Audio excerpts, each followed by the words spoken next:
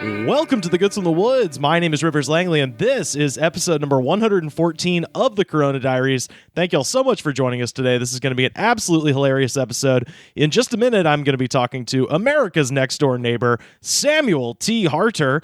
I've got a really weird energy drink that is not Bang to talk about this week. I got it at a gas station for $1, so that's going to be great. After that, I'm, of course, going to be speaking to the Crystal Pistol, Carter Glascock, back at Disgraceland Studios in East Hollywood. We got a hilarious jam of the day, and since this was recorded before the whole world went insane, we're going to be talking about Bean Dad, which, already feels like a million years ago. Let me pull back the curtain here for a second. The segments that I did with Carter and Sam were recorded on January 5th. We obviously had no idea what was going to go down at the Capitol on the 6th. So here's what I'm going to do with this episode. Instead of just, letting all that stupidity just sit on the vine and talk about it next week, I've decided to call an audible here and talk about it now. So in order to help me get through the most poorly conceived offensive since the Children's Crusade of 1212, I started thinking, who do I know that's really funny but also knows their shit? And one name came to mind, and I've got him standing by. He's a friend of the show, good friend of mine, a comedian, writer, podcaster, and former public defender in New York City.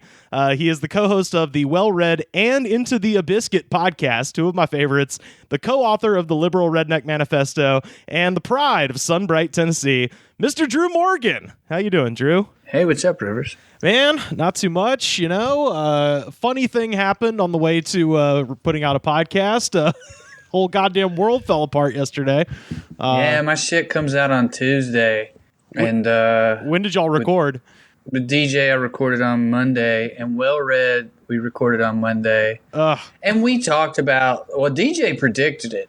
To the letter. Well, he's been hanging out on these Q sites, and I've been telling him not to. I'm like, that's the whole dance with the devil kind of thing. For sure. But he seems to be into it. But he's mad as fire and fired up because he's like, buddy, if I could sit here in my goddamn trailer and predict they was going to do this, the FBI had to know it and just not fucking care.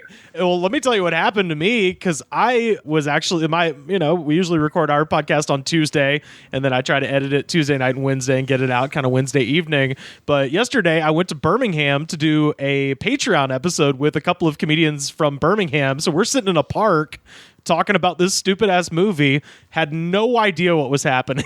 And then we finished recording and we're like, all right, man, dude, it was good hanging out. We all got in our cars. And then all of a sudden we're like, holy fuck, what? What happened? You guys got Jared Leto'd. Totally got Jared Leto'd. But that's funny that DJ was saying that, because, everybody was kind of making fun of that Sidney Powell lady when she was like, we're going to release the Kraken. Is that that guy in the hat with the horns? Is that his nickname? Kraken? Oh, we have to talk about that guy. Have you been reading up on that guy?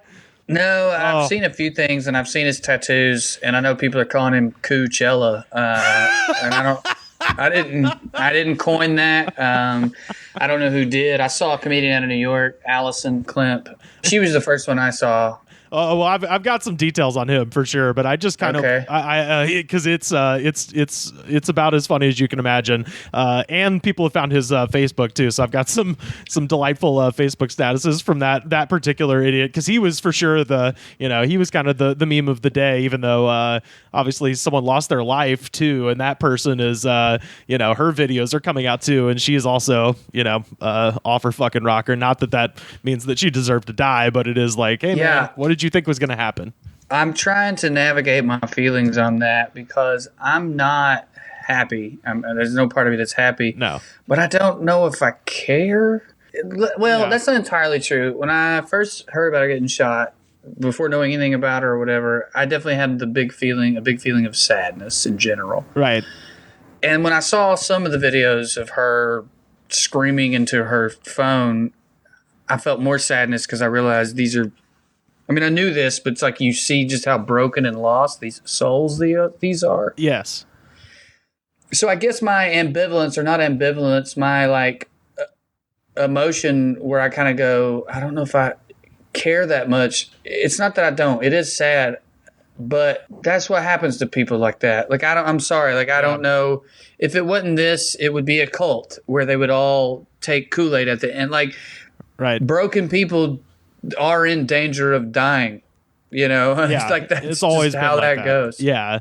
I know exactly what you mean because you're watching that and it is you can't really help that person, but it is a result of some hole in their life that they need to fill with this crazy shit. Yeah, and we got to look into that maybe as a country. I mean, not me and you, Yeah. Although we're trying to fill people's lives with entertaining podcasts. Yeah, man. It is hard to watch that type of shit, but it does just feel like it almost couldn't have happened any other way. Like, I think my favorite tweet from yesterday was somebody tweeted, "Well, that escalated steadily for 4 years."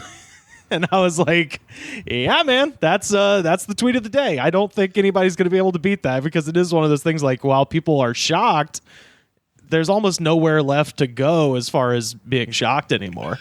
Yeah, who could have predicted this other than all of us? Right, absolutely every person who's lived in America the last 4 years. It's been strange. I've got my Twitter up in the background, and I just saw trending in California, Holocaust.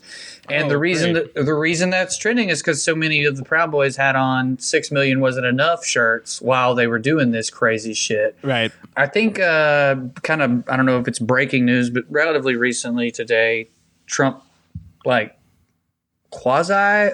apologized, but he conceded. Yeah, he conceded the election. Yeah, I saw that just a few minutes ago. I saw that where he was like, he was like, well, I'm not happy about this. We are going to let the transition go through or whatever, which just basically gives him just enough plausible deniability to then start a TV channel where he just complains about this shit all the time. Well, that's definitely where this is going. And a part of me hates that and is afraid of it. And a part of me is like, well, that'll keep him out of actual politics. Yeah. I don't know. I was arguing with one of my friends from growing up who's very conservative, and my mom and I had this conversation, although we didn't argue as much. But yeah, I don't say this with any passion. I kind of think that if Trump died, that would be what would be best. Yeah, because as long as he's still around, I mean, I think the heat will go down eventually because similar to the Alex Jones thing, which kind of reached its height and then is just like a slowly burning out sort of, thing, we'll have that slow fade out with Trump too, where, I mean, right now it's super hot. It might take however long it takes for him to die, 5 years, 10 years, but whatever media thing he tries to start will probably be hot out the gate, and then people will move on to the next thing. It's as Harlan Ellison said, Americans don't know how to hold a grudge, and that can go for the positive or the negative. Well, there's obviously so much power in the media, but the presidency is obviously the primest example of legitimate power. Right. Power that one can wield. What makes him or made him so scary is that the Alex Jones faction, the Q faction, racists, angry white men, so many different groups that honestly didn't have a lot in common. And weren't necessarily even political before. Got behind him. Yeah. And so I say what I say about him dying because in 4 years he can run again if he's still alive. And so yeah. And just the hope that he can run in 4 years might keep them from fracturing. So I was really hoping COVID would kill him because I think it'll fracture them. I think the hardcore white supremacists who are wearing not enough Jews died in the Holocaust t-shirts and the fucking managers of a Bass Pro Shop who just want to be able to say queer without somebody getting them fired or whatever, or in their mind, not that they would get fired. I think they'll split. I really do. I think that he is what bound them together. Yeah. And, I'm hoping that he goes away. Yeah. No, I think that's right. And I think it is one of the things that's been kind of interesting is listening to Democrats do that thing where they're like, oh, he was bad, but at least he was kind of an idiot. The next guy is going to be worse. And that might be true, but as far as I know, this person has not revealed themselves yet on the Republican side. It's very hard. What he did is very hard. I'm still in shock that he was the one who did it, but it's very, very hard. Yeah. They caught lightning in a bottle. Totally. So I think we've got a bit of a reprieve unless there is a Grover Cleveland type fucking situation where where we get a second non-consecutive Trump term. I look at it like Jordan and LeBron, though. it's going to take a couple generations of players, and they'll all try to be like Trump. We're going to get a lot of Vince Carter racists. Oh yeah. And they're going to be scary, but they're not going to come anywhere close to Trump. Well, but eventually, in mine and your lifetime, there will be a LeBron James racist, if this analogy is not too stretched at this point. No, and dude, last night, once they did resume counting the votes, that almost became the audition for who's next almost. And boy, every one of those people is the most boring person. Like, I hate, like, Ben Sass, I think, and he's like a never Trump guy. He bugs me on a level that I don't think anyone else does, but that's the good news, is that he's such a nerd that these people are not going to just like unify around his, some sort of weaponized Trumpism, What about that really good looking white kid in a wheelchair? Oh Christ! I didn't even see him. He wasn't on it last night because he's a rep. Oh, okay. He's out of North Carolina. I can't believe you don't know. He during his campaign, it was revealed there was pictures of him and his brother at Hitler's hideaway. He was like bucket list item. Oh, no. His name is like Addison or Madison. Sure, of course it is. Of course it's Addison. Dude, Madison. He is chiseled. Like, he looks like, other than being in a wheelchair, he is Hitler's wet dream. Whoa. He makes me nervous, man. He's real good looking, and he's not boring when he speaks. Okay. He looks like fucking Captain America. Wow. Well, they keep saying Josh Hawley's the guy to watch out for, and he was boring as fuck last night too. I was like, they don't like nerds. Like, they hate these types of people. It's why Stephen Miller had to get the job he got, Madison, by the way, his name is Madison Cawthorn. That is the most North Carolina landed gentry name I've ever heard. He is 25. His brothers' names are Hunter and Caden. That might be true. His name is David Madison Cawthorn. Oh, Lord. We got to end this dude's career quick because it's scary. He's been embraced by skinhead gangs in Italy and some white nationalists in the United States. Oh, wow. Okay. Jesus. Yeah. We'll put this guy's picture up on our Twitter at The Good Spot so people can see it. But boy, that is, you're right, man. He's not boring. And he's a hunk. Listen to this. He's the owner of SPQR Holdings. It's like a real estate investment. The initials SPQR has been embraced by skinhead gangs in Italy and some white nationalists, and it's common on flags used by white supremacists. He claims he uses the company name merely because it's a, quote, term for Rome, and SPQR is a warning to my generation from the ages against tyranny and authoritarianism. Oh, holy shit, dude. So he's into like some weird Italian fascism stuff, and his name, or he's knows how the internet works, and he's at least willing to throw those crazy people a bone. And either way, it's bad. Yeah, definitely. Yeah. Honestly, the second one's scarier because the first one will come to light quickly. The second one is what, in my opinion, is scarier. Yeah. Well, yeah, I just wanted to kind of hit some of the beats of the day yesterday, and talk about some of the wild shit. And really, we're building up to the Buffalo Pelt Man because he's really the gold mine here. But so the whole thing kind of has been Donald Trump, especially on Twitter, who threw him off Twitter for 12 hours. So well done, cool. It worked. Yeah, it did work. That's true. I guess. I think somebody legitimately made him scared behind the closed doors. Yeah, 100% someone did. Yeah, Pence finally, started talking to him the way he talks to his wife, behind closed doors. I'm not gay. Now shut up and listen. I'm not gay. But yeah, the whole thing kind of starts, with this rally that he'd been tweeting about that was held at the Ellipse in front of the White House. And, Trump's quote pretty well trod at this point. And after this, we're going to walk down, and I'll be there with you. We're going to walk down. We're going to walk down anyone you want, but I think right here, we're going to walk down to the Capitol.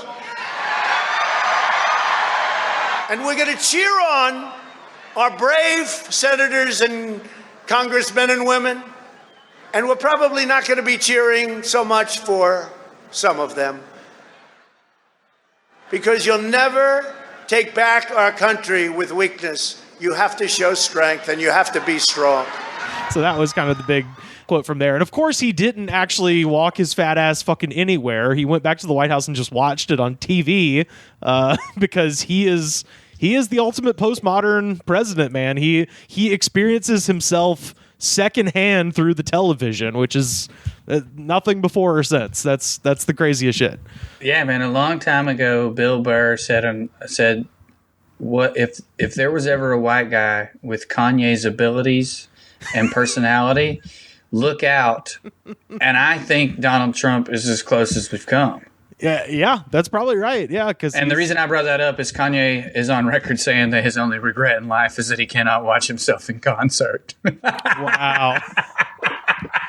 Wow, so Trump's got that on him because he watches his own shit. He watches his tapes.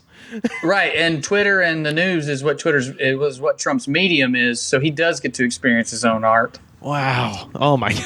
That's fucking ridiculous. But the next thing that happened, and this is the one that didn't get quite as much play, which is one of the other speakers at that event, Rudy Giuliani, who is just going to keep having hits all throughout the day during this. He says, quote, "Criminals hide evidence, not honest people. So, over the next 10 days, we get to see the machines that are crooked, the ballots that are fraudulent, and if we're wrong, we will be made fools of. But if we're right, a lot of them will go to jail. So, let's have trial by combat. I'm willing to stake my reputation. The president is willing to stake his reputation on the fact that we're going to find criminality there." I'm willing to stake my reputation. Buddy, it's so adorable that you think that you haven't ruined that. I was going to say, those. Do you remember when he was America's mayor? He was on the cover of Time magazine, of course. And now he's America's problem. That it's like, when can we get the uncle in the home? Yeah, exactly. Yeah. I don't think he realizes that the tires have all been shot out and he's just riding on the rims right now of credibility. So he's got fucking hair dye literally leaking down his fucking face. like some kind of trailer park nightmare. Somebody was actually saying, and I find this interesting, there was a woman on Twitter who said that it looked like it was actually mascara. Like he was just trying to do a little touch up on the little teeny sideburns, and that's why it was running like that, because it wasn't hair dye, it was mascara. But either way, a fucking disaster. Well, I'll go ahead and tell you the next thing he did that was wild. So, Drew, I know you watch a little bit of college football like I do, and we have a certain piece of shit who used to coach our football team, who's now a senator, named Tommy Tuberville. And Rudy Giuliani called Tommy Tuberville to ask if he would oppose the counting of the votes in 10 states. Senator Tuberville, or I should say Coach Tuberville, this is Rudy Giuliani, president's lawyer. I'm calling you because I want to discuss with you how they're trying to rush this hearing and how we need you, our Republican friends, to try to just slow it down so we can get these legislatures to get more information to you. It's a big ask. I haven't met you yet, but I'm really excited. Just oppose 10 whole states and just gum up the works, essentially, for Trump. The problem is, and the reason I know about this, and the reason that everyone at home now listening knows about this, is because Rudy Giuliani called the wrong number and left a message on the wrong answering machine, and they immediately leaked it out to the Times. This is unreal. What? Did you ever see where someone put Giuliani's number out and people started texting him and he would just believe them? They'd be like, "Hey, Rudy, this is a reporter. and he would just text them back. He's so dumb. Oh yeah. It's unreal how dumb he is. My favorite Tuberville tweet of the day. Someone tweeted, Tuberville's been sworn in less than 12 hours, and the Capitol's defense is already falling Collapsed. apart. Yep. Just fucking killed me. Hilarious. And a big Auburn fan, and I can really laugh at that because, boy, yeah, we paid him way too much for way too long. Go balls. So the next thing that we got, he's the superstar. So this is the guy that you keep seeing on the news, and he's the man with the buffalo pelt and his face painted like an American flag. The horn. I love this article. I think this is from the Times as well. The horned man in question is none other than 32-year-old Jake Angeli, a familiar face at pro-Trump rallies and a purported QAnon conspiracy theorist, sometimes referred to as the QAnon shaman, according to Arizona Republic's website. I think that word's pronounced shaman, and the only reason I am correcting you is I legitimately think QAnon shaman, it goes back to Kanye, the Louis Vuitton Don. The QAnon shaman, that's a great fuck. Here's what's upsetting me the most about this. I fear that these people are happy, Rivers. Oh yeah. That this is the best time. That lady, rest in peace, she got to hang out with her friends and die for something she believed in. I would love to do either of those, much less both on one day. Yeah, I hadn't been able to die for something I believe in or even go outside in months. Yeah, or see any people I care about or care about anything. I haven't believed in anything since like the summer. Like, it's unbelievable. Like, this dude is killing. I bet he was on Molly. He probably came to. He came out of a K-hole in the middle of all that. Just like, where the fuck am I? Well, I actually have, for our listening pleasure now, Jake Angeli's profile on the website for actors Backstage. Oh, good. Because he's an actor. He is an actor / voiceover artist / singer / improviser. Okay. So he's an improv guy. Isn't that fun? Aren't they always? It's not like they're a cult too or anything. So this is what it says. I am a highly talented actor, voiceover artist, and singer. I am capable of performing over 30 different voices. And I'm like, I bet all of those are racist. Every one of them is offensive. And numerous different accents. He says, I am very skilled at embodying characters and expressing emotions in a way that cause people to become captivated. It's like, well, buddy, you did it. He told the fucking truth. You fucking did it. Yeah, when Caveman Bill stood up on the fucking desk in the middle of the Capitol, I was captivated like a son of a bitch. My ability to memorize lines is only rivaled by my ability to perform improv. I hate this guy so goddamn much.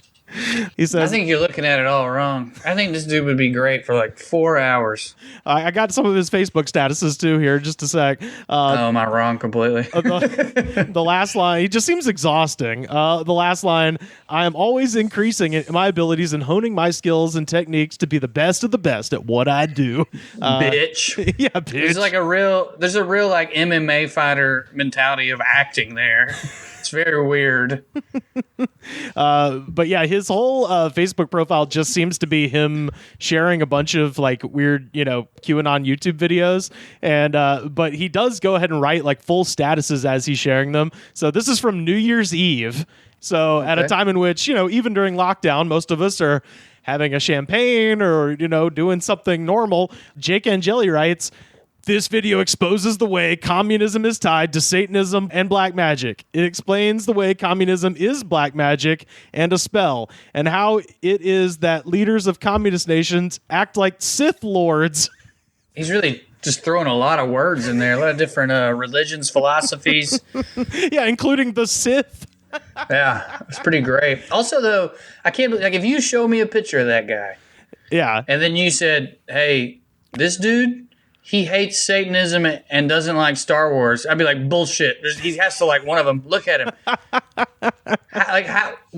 Where's the shaman shit come from? You understand what I'm saying? Yeah. That status you just read me, that dude has to have a comb over. He has collared shirts. Sometimes he wears a t-shirt on the weekends. I don't understand how he gets all those tattoos and dresses like a Viking medicine man. A berserker.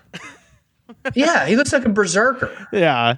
This one's from December 29th. This video reveals the 5D chessboard in a way that should bring everyone comfort, help people trust POTUS, and trust the plan. It explains the way this new type of warfare is being conducted and won in the U.S. It also details the biblical nature of this time! Exclamation point. See, it always ends up sad. Like the more you go into it, you just get to a point where you're like, oh, they're pathetic. And this has brought to mind something that I've wondered about in the past. And I don't know if I wondered about this trying to do a bit about it or what it was. I've always wondered, like, what about the untalented narcissist? What about, like, the psychopaths and sociopaths who are just too stupid to be good at it? What's their life like? And I think we now know. I think QAnon is bringing some of them to the forefront, and they're sad. Yeah. Because what that is a loser. That's a guy who failed at everything he's trying to do. And rather than own up to that or face himself in the fucking, giant so it gets all his horns in their mirror, rather than do that, he latches on to this QAnon stuff because it makes him feel important and it gives him an excuse as to why his life has been shitty. You know what I mean? It's not that he failed as an actor. It's that fucking these people in Hollywood are all pedophile types or whatever. You know what I mean? Right. Well, I mean, and it's not entirely unlike religion in that way, as far as like the purpose that it serves, Well, DJ and I have been talking about how it's a religion for about 2 months now. And in a post-God, internet-driven world, I think you're going to see more and more of these take the place of religion. DJ, though, or maybe it was a guest of ours, said that it's probably less of a religion and more of a folklore, a modern folklore. Oh, yeah, sure. You've got good and evil. You've got your characters. And then you can take folklore and believe in it. And that is what becomes, that's how you start a religion. Yes, yeah. But like I said to DJ, you spend too much time on those sites and you'll get it on you. Yeah. Oh, yeah, definitely. I mean, this whole podcast, we've been just, especially ever since George Floyd in particular, I mean, since the uprising started, we've been covering these exact types of people, this sort of directionless, a person with, who's got an insane belief system and no direction is a very dangerous person, I think. Yeah, and I'd like to say something since you brought up the George Floyd stuff. I've been seeing a lot of sort of, and I'm getting it a little bit on Facebook. You try to defend, violence, or and it's like, well, first of all, I didn't really defend violence. I just said that I'm not going to judge how people try to defend their community's lives. Right. But like the meme I made of this guy is him standing on the desk, and I just wrote, ironically, their methods are the only thing I agree with. Yeah. I understand, I genuinely do, the decade-long building frustration that Trump tapped into. Right. Yeah, of course. Just like I understand, although it's not the same, it's not even close to the same as what's been happening to Black Americans for the whole time America's been a country. Yeah. But I get that they're lost souls. Like, I really do. Yeah. It's just that I guess what I'm trying to say is if these people had stormed Washington, D.C. during NAFTA or because of it or something, yeah, I would be way more like, man, I don't know. I think we should listen to what they're fucking saying. It's just so strange that it's because their daddy can't be leader anymore. Yeah. Well, and, it's not even necessarily like the economically, disenfranchised that are doing this. Those people are mad, but they're at home mad because they got bills and shit. They can't afford to drive. Afford to go to DC. Exactly. Yeah. So I'm, that's I think that point has been made online too, of people just being like, hey, check out their shoes. It's a good idea to look at people's shoes and their watches and the shit they're wearing, because that'll fucking tell you everything you need to know about who these people are. And it is not bumpkins that live in a fucking trailer in Kentucky. It's guys like the Buffalo Man who can afford to go to all these goddamn protests. And that's why he's ended up being in a lot of the weird, like, Antifa actually did this conspiracies, because he's in a bunch of photographs from Black Lives Matter protests and shit like that. And it's like, yeah, he showed up there to be a shithead, and of course they took his picture because he's wearing a fucking buffalo on his head. Yeah. I mean, that part frustrates me. I've seen some of that Antifa did this stuff on Facebook, and I'm like, we can show you a year's worth of these people's posts. Yeah. So have they been pretending to be in queue for a year in order to fuck? What are you talking about? Dude, I wish Antifa was that well organized. If we were that well organized, we'd be in a different place probably politically that we could commit to something for that a length of time. But no. Yeah, we probably would have stopped this insurrection if we were that well organized. I'm telling you. Yeah. 50 decent men, and I could have stopped it. And I have no skills. Right. Well, they're just idiots. Yeah, I was going to say, these people are fucking idiots. That's the deep root of this, is that they're idiots and they don't have an actual coherent ideology. And if you don't believe me, just watch the fucking tapes of them wandering around the Capitol like, what do we do now? There was no plan. There was never a plan. They were shocked that they got past all these people, I think. Yeah, man. Yeah. So I don't know. My question for you, man. This was the discussion I was having, because my parents are pretty cool, pretty liberal, but we were having a bit of a disagreement over this. Do you think anyone is going to be seriously prosecuted for this? Yeah, but I don't know how seriously. I'm already frustrated that the J20. The J20 protest is Donald Trump's inauguration in 2017. I think 20 people were arrested. Among them were journalists, and they charged all of them with conspiracy to commit a felony over literally one broken window. That's not a euphemism. At a Starbucks, too, right? I think so. I believe it was so Starbucks. One window got broken during a melee in which they tear gassed a bunch of protesters and journalists, and everyone they arrested, including the journalists, were charged with conspiracy to commit a felony and were facing 70 years. It's not going to be that, in my opinion, and I'm already so furious about it. And the fact is, I don't necessarily want these people to get 70 years. Maybe they should. I'm not even saying I don't want them to, but that level of open double standard is gut wrenching. It's gut wrenching to watch. No, I think that's absolutely right. The one thing that I am extremely wary of, and this was the thing where my parents, who, like I said, are very liberal, they're very smart people, were just like, I don't know. Where I was like, I kind of can't help but think that one of the first things that Joe Biden is going to do is pass a bunch of shit where it makes it a super duper crime to fuck with any federal property, and all the liberals are going to be like, yay, and then some shit's going to pop off this summer, and that will come back and bite leftists directly in the ass. Oh yeah, I've been tweeting that for 2 or 3 days. As a matter of fact, that's why I think they let this happen, so that they could. I have sort of almost talked myself into that as well at points, where I'm just like, God, if this was the big plan to get more money for cops, brilliant. You fucking... Well, not even a plan. You did it. You find out through Q and on websites what they're planning on doing. You recognize that they're incompetent. Right. And that they wear fucking buffalo horns. And that they don't have an actual plan. So you just let it happen. End it. Then make a big, oh my God, this is scary. We have to do Patriot Act 2. Right. Well, and we're the heroes who stopped it all. And Joe Biden gets to wrap himself up in the fucking flag. And then who's going to get arrested? Leftists and Black Lives Matter leaders. Yeah, that's who. Yeah, exactly. And it won't. And I said this to my mom, because we were getting into that a little bit too. I said, it won't affect me, Mom. The worst you'll ever have to worry about is what already happened. My wife got shot with a rubber bullet when we were protesting, and my mom is aware of that. My mom, loves my wife very much. I was like, that's the worst that'll ever happen with us. But I may have friends get arrested because of this. Yes. Yeah, because it sure as shit won't affect like I said, the dentist from Omaha who's come to LARP protest when it's the real thing, and not built on like a stupid lie, Yeah, man. But just to give him credit, DJ's been saying that for a month. Yeah, goddamn. That they are going to let something happen and then use it as there's a word for that. I don't remember what it is, that move in government or whatever, in politics. Whoa. I hear, Alex Jones is about to come out, a false flag. Not that maybe, but I think there's it's Latin, like it's not quid pro quo. I don't know. It doesn't matter. Oh, cool. Yeah. I'm too dumb. No, I'm too dumb to try to say Latin phrases.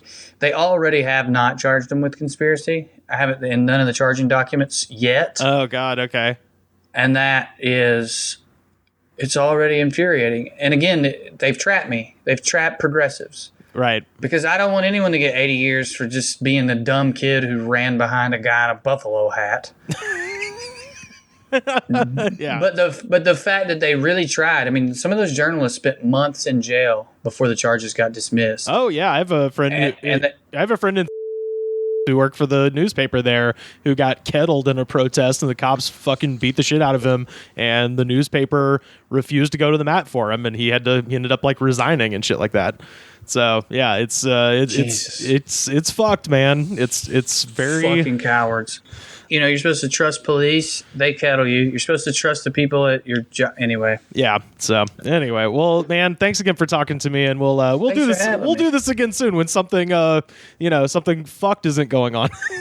Yeah, man. Yeah, get DJ on. Oh, definitely. He told me to tell you kisses. Oh man, yeah. Tell him I said the same. I'm gonna try to have DJ on in the next couple weeks. I love talking to that guy. Oh, buddy, love talking to You'll both of love you. it. One of these days, goddammit, you, me, and DJ and Trey and all them idiots, we can get a drink together, and it'll be a glorious time. Get DJ going on cue. It'll be great. Looking forward to it.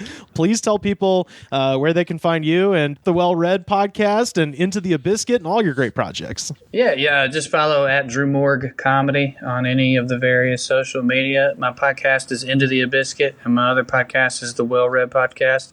I haven't talked about those co-hosts. That's with Corey Forrester and Trey Crowder. Well, thanks, Drew. We'll talk to you later, man. Bye, buddy. All right, peace. Oh, the house full of mud where the buffalo trud is a mighty, mighty messy house. And one wild hair on a grizzly bear is like the wings on a super mouse. Oh, the house full of mud where the buffalo trud is a mighty, mighty messy house. Calling in now from the City of Angels, it's Sam Harder. What's up, dude? Oh, just having a fantastic time. You know, living it up, staring at the Hollywood sign. Dude, doing my thing. How was your New Year's? I was fine. It was a typical New Year's. I didn't know the clock had struck until I heard a shitload of fireworks going off. I mean, we did nothing. I just sat around with Cooper playing video games or watching TV. I literally don't even remember what we were doing. We gave each other New Year's kisses, and that was it. I was gonna ask.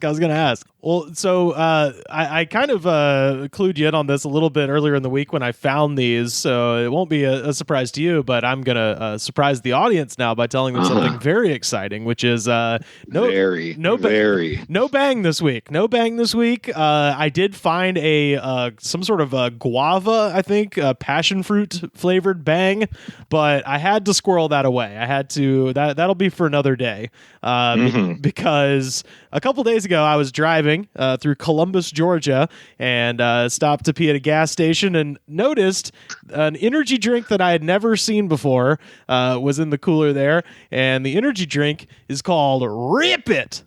Rip It. Rip It. I just want to talk about the name for a second. Yeah. Nobody says that anymore. Yeah, I don't know that I've ever used that phrase exactly, you know. I've only heard older people say it. I feel like it's like a surfing term they used in like the 70s or something. Yeah, or skateboarding maybe. Like, yeah, we'll go down to the skate park and rip it up. Yeah, exactly. And anybody who would think that's cool at this point is definitely very old and out of touch. Like the owner of an energy drink brand might be. Well, so, last week we had an exclusive here on the show. We blew the lid off of the Bang Energy CEO and how he's a nut. And so I went into this because here's the thing. Columbus, Georgia is adjacent to Fort Benning, which is where the Army Rangers train. It's one of What were you even doing in Georgia?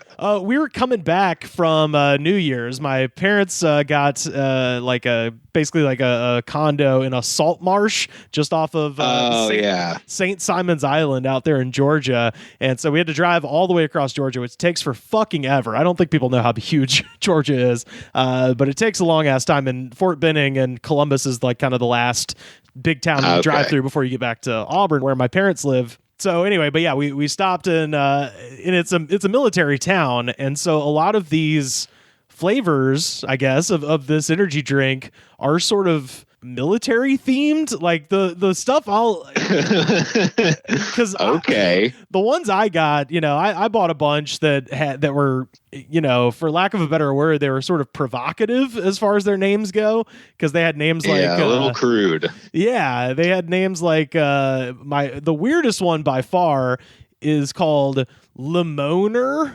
Really? You thought that was the weirdest one? Well, besides the one that I'm going to talk about today, I have Limoner, which I'll talk about when I drink that one. But I found on their website they have a list of all their flavors. So I'll just share the flavors that I didn't get, because there were like Bang. There's a ton, and they're all kind of strange. So there's one. It's called Rip It Tribute, and it's a camouflage can. And it's Active Mandarin Live Wild Lime is the name. All right. And then there's another one called Tribute that's an American flag can that's a cherry lime flavor. And then there's another one called Tribute. The Taste of America. Well, then there's a really mysterious one called Tribute CYPX. And it doesn't tell you what that means. It's just... That's definitely a PSYOP government thing. Well, what's really strange about Rip It is that there's the energy drink, but then they also have a corresponding energy shot, like a 5-hour energy kind of thing that's branded this. Like each one of those I just read has a corresponding energy shot as well. Man, these guys make everything you would want. They've got Power. That's all it says. It doesn't give you any hint to the flavor. It's just a red label that just says Power. Okay. There's a yellow label that says Citrus X. And then there's one called G-Force Grape. So for the fighter plane pilots, I guess. There's I love this one, Atomic Palm. See, now we're getting clever. God. I kind of we're referencing some of the worst atrocities of war in the world. They got one called Lime Wrecker. Stinger Mo, I guess. Yeah, Stinger Mo. Yeah. Stinger Mo, just like the Stinger missiles we launch at poor people. But yeah, so that just gives you a little sample of the one. Those are the ones I didn't buy. Of the ones that I and so it seems like there's categories to this, because those are like the troop loving ones, but it seems like you got ones that are in a completely different genre. Yeah, I did. I got a bunch of the strange ones. I mentioned Limoner. I'll read just what it says, the description of Limoner. So I'll kind of spoil that one, just so everybody knows. Limoner. This is what it says: combining lemon and raspberry, each sip of Limoner will leave you satisfied and begging for more. Yeah. So these, like the different genres I'm talking about, these are the horny ones. This is the horny one, yeah. This is if you're just regular horny and not horny for war, then you get this one. Yeah, but that leads us to the one that I have in front of me. And I still don't even think this is the craziest name out of all the ones you showed. Really? Which one is the one that you think is the craziest? I think by far the craziest name for an energy drink I've ever seen is Three-Way. Oh, Three-Way. Yeah, that's the berry. And you know how normal companies would just be like, it's a berry, cran, apple. This is like Three-Way. Yeah. Just, you're fucking. I almost see the logic of it a little bit, where in a boardroom they're just like, they've already got some edgy kind of names for these, and then somebody's like, all right, we'll have one that's a triple berry, and then some guy in the corner's just got sunglasses on, he's like, call it a Three-Way. I think you're giving them a lot of credit with even saying they have a boardroom. These are named in a jacuzzi at a Ramada Inn or something.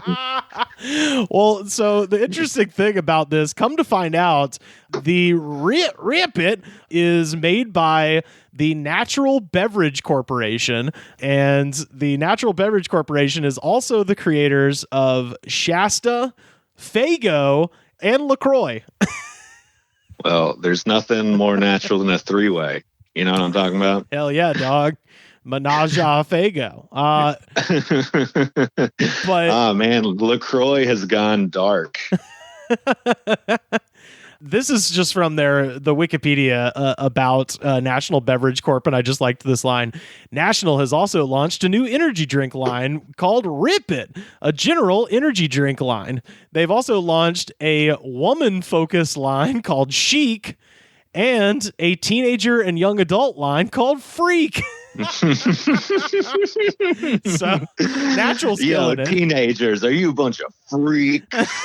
Are you about to freak out to the extreme? When you're done with high school, aren't you bored of being regular? And I don't know what this means. It just said, because it's in the past tense, it says National also tried a coffee-based drink, Triple Hit. So I don't know. I don't know what happened to that. It's in the past tense though. That sounds like one of those like 5-hour things that just tastes like chemical espresso or something. But yeah, so the one that I've got in front of me, the one I want to talk about is the coconut mango flavor, which sounds innocuous enough. Very tropical. Yeah, but the name is so crazy. It is called Putin Power. Okay. Which is all right. Which is spelled POO, new word TIN, power. So I was like, is this a Russian op? Like that was just Vladimir Putin was the first thing that jumped to mind. And as it should. And also, and you said hilariously when I texted you a picture of the can, and we'll put this up on our Twitter so people can see it. There's like kind of a logo of a bucking bronco, but I texted it to Sam, and you just said, "Is that horse trying to suck its own dick?"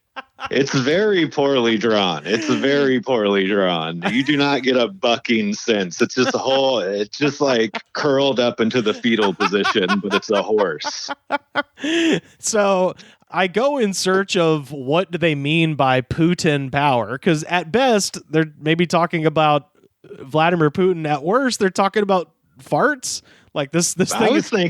I was thinking like Poo-tang, as The Rock used to say. Yeah, maybe. Since you're in the sexual genre of Rip-Its, that's what I was thinking. Well, so they have this official, and we'll put this on our Twitter so people can see it because it's just so weird. If you Google search, like with the quotation marks, POO, new word TIN, the only thing you will find is references to Rip It. Of course. So it is a completely made up term, but weirdly, they have chosen to define it. So on their website, they have this little infographic that says Putin.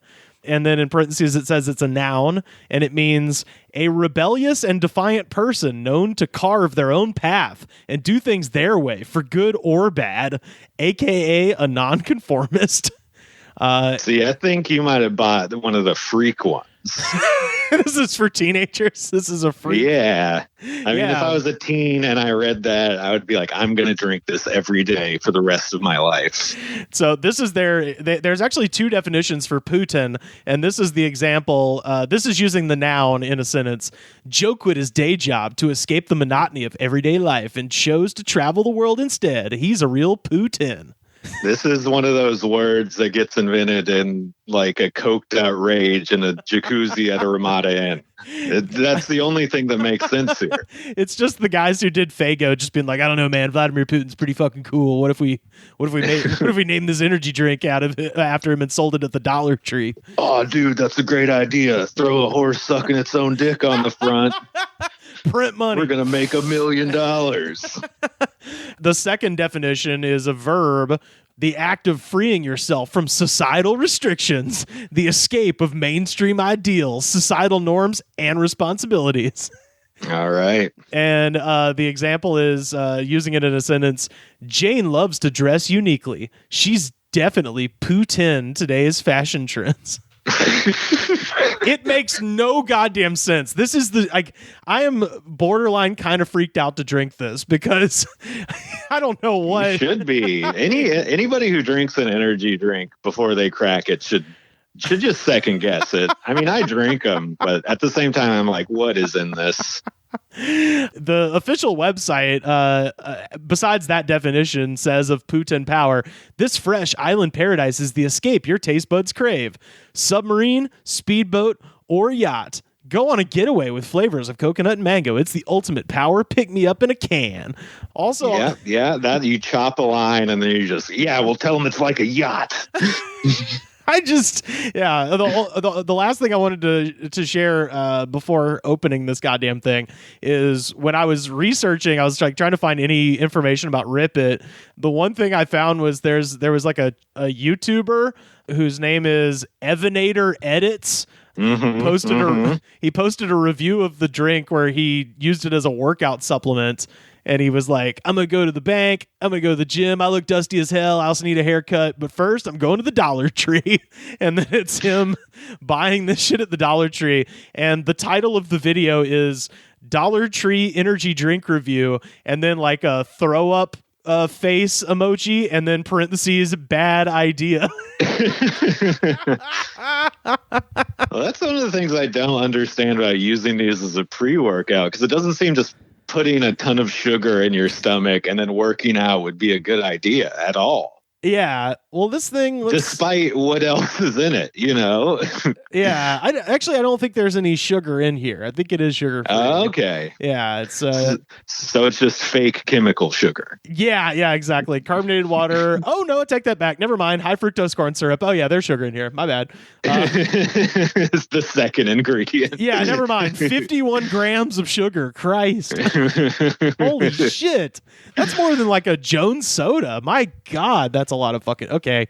Well, that means it's probably going to be pretty good. I was going to say, it's probably really good, and I'm only doing like one of these a week for this show, so I think it'd be okay. And you're not going to go try to run a mile after this. No, definitely not. At least not of what I know.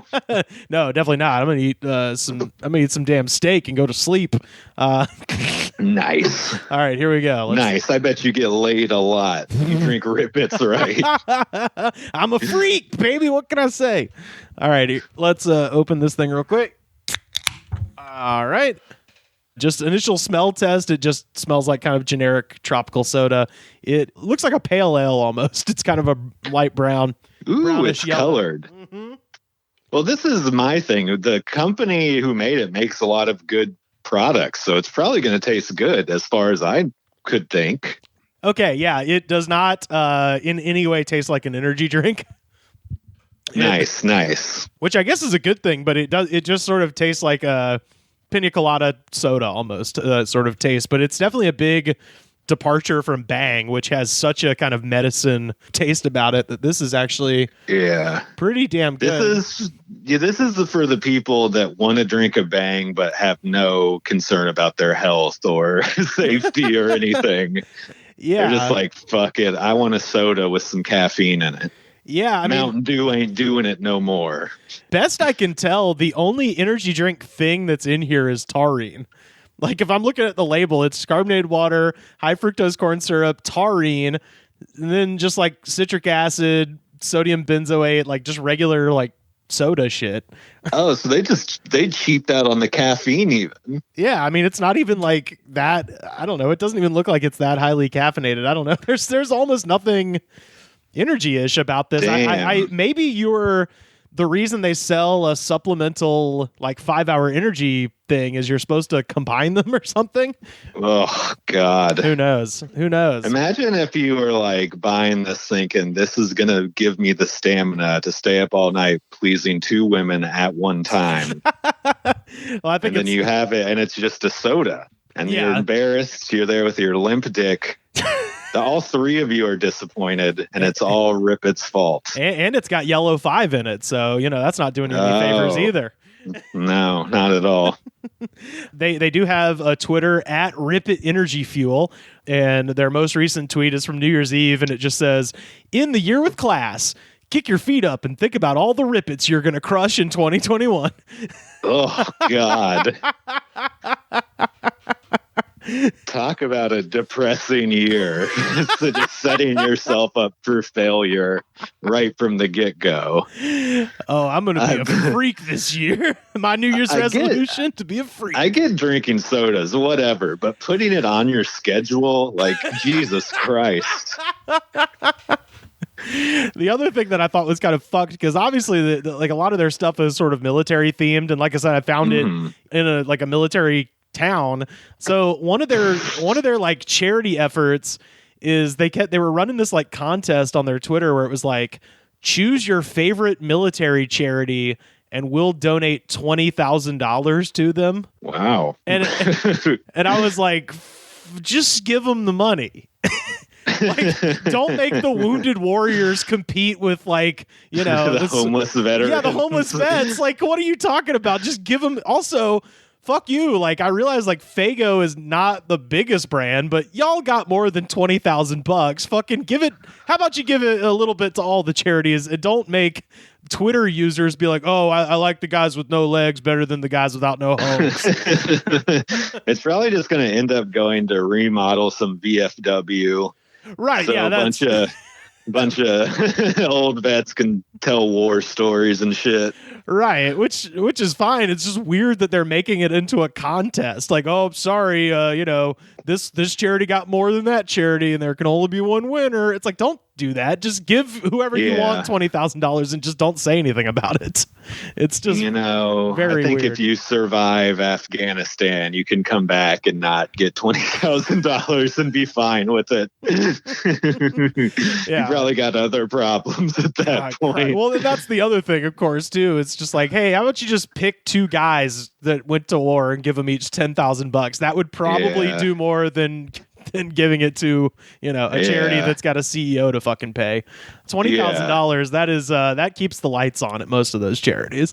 Also, on the website they are sponsoring an event called Walker Stalker.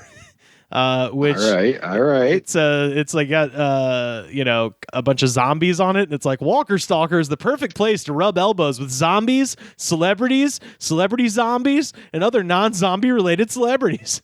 Come hang out with us, get autographs, and experience panels in a great community. And I clicked on the thing, and it said that they were selling tickets tonight and tomorrow night in Nashville. And I was like, dude, if there is a zombie-themed super spreader event, that would be peak hilariousness. That you can't be funnier than that. And it turns out peak rip it. It would be peak rip it. Yeah, it would be really Putin, is what it would be. You know, it'd be defying all. By dictionary definition, that is true. That is straight Putin. But it turns out it's just an automatic schedule thing on the website. They have canceled all Walker Stalker events for Damn years. it. Yeah, Damn it. I was really like, oh, please tell me they're sponsoring a zombie themed fucking Let's Breathe on Each Other convention, because that would be fucking perfect. Oh God, I'm glad they didn't. I'm glad I can still drink their product. I didn't have to cancel them. Dude, yeah, after last week, I almost felt bad. I was like, I don't want to drink any more Bangs. I'll switch over to Reapit. So, and the only reason I feel better about doing that is because at least they make Faygo, and you know, the Insane Clown Posse is Antifa, so that's cool. Yeah, that's true. That is true. Apparently, Faygo and ICP have beef or something. What? Oh, what is Faygo doing? Faygo, don't piss off ICP. It's just that, like, I guess the old man president or whatever doesn't want to be involved with hatchet murdering psychopaths, you know? That's all they got going for them. That's literally the thing people know about Faygo. You got to lean into that shit. Yeah, I think as soon as he dies, the cross promotions are going to go crazy, though. Yeah, they'd have to. I've been keeping my ear to the street, and that's what it seems like is going down. That would be awesome in his will. That's his dying wish. Like, whatever you do, don't get involved with those murder clowns. Okay, Dad. And then they close his eyes and they invite Jay and Shaggy into the room. And then they shut the casket while he's still alive. Just lower it into the ground and pour a Faygo on top. No, they got to stick a 2-liter in his butt cheeks. Because what is a juggalo? Jesus. I got a story here. This is from San Jose. 43 employees at Kaiser Permanente San Jose Medical Center contracted COVID between December 27th and New Year's Day, officials say.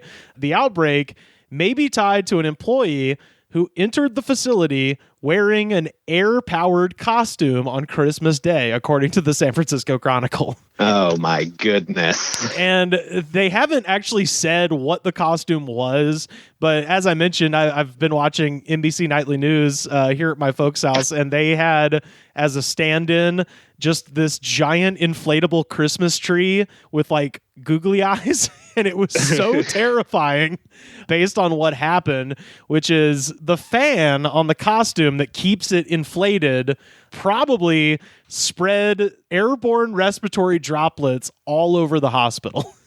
So there's an intake fan, and then there's an out tube that keeps the thing inflated. And so basically this guy was just going room to room, sucking in COVID and then blowing it out in other places in the hospital. Oof. It's like just the biggest disaster you can imagine. That is so fucking crazy because they're so serious about COVID at hospitals, but they're just like, it's Christmas. Let them in. Yeah. It's and the quote is insane. So this is the quote from the vice president of the hospital. So Irene Chavez says, quote, "Any exposure, if occurred, would have been completely innocent and quite accidental, as the individual had no COVID symptoms and only sought to lift the spirits of those around them during what is a very stressful time." It's like... So their defense is, come on. Yeah, don't you like the big inflatable Christmas tree? He's hilarious.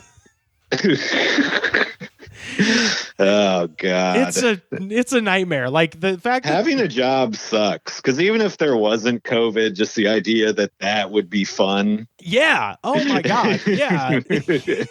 Wasn't it when I worked at that office on like Halloween, I worked at bird scooters, and a guy ran through the building dressed as a bird. Oh. And it was like, okay, I'll get back on my computer now and deal with somebody complaining about their scooter.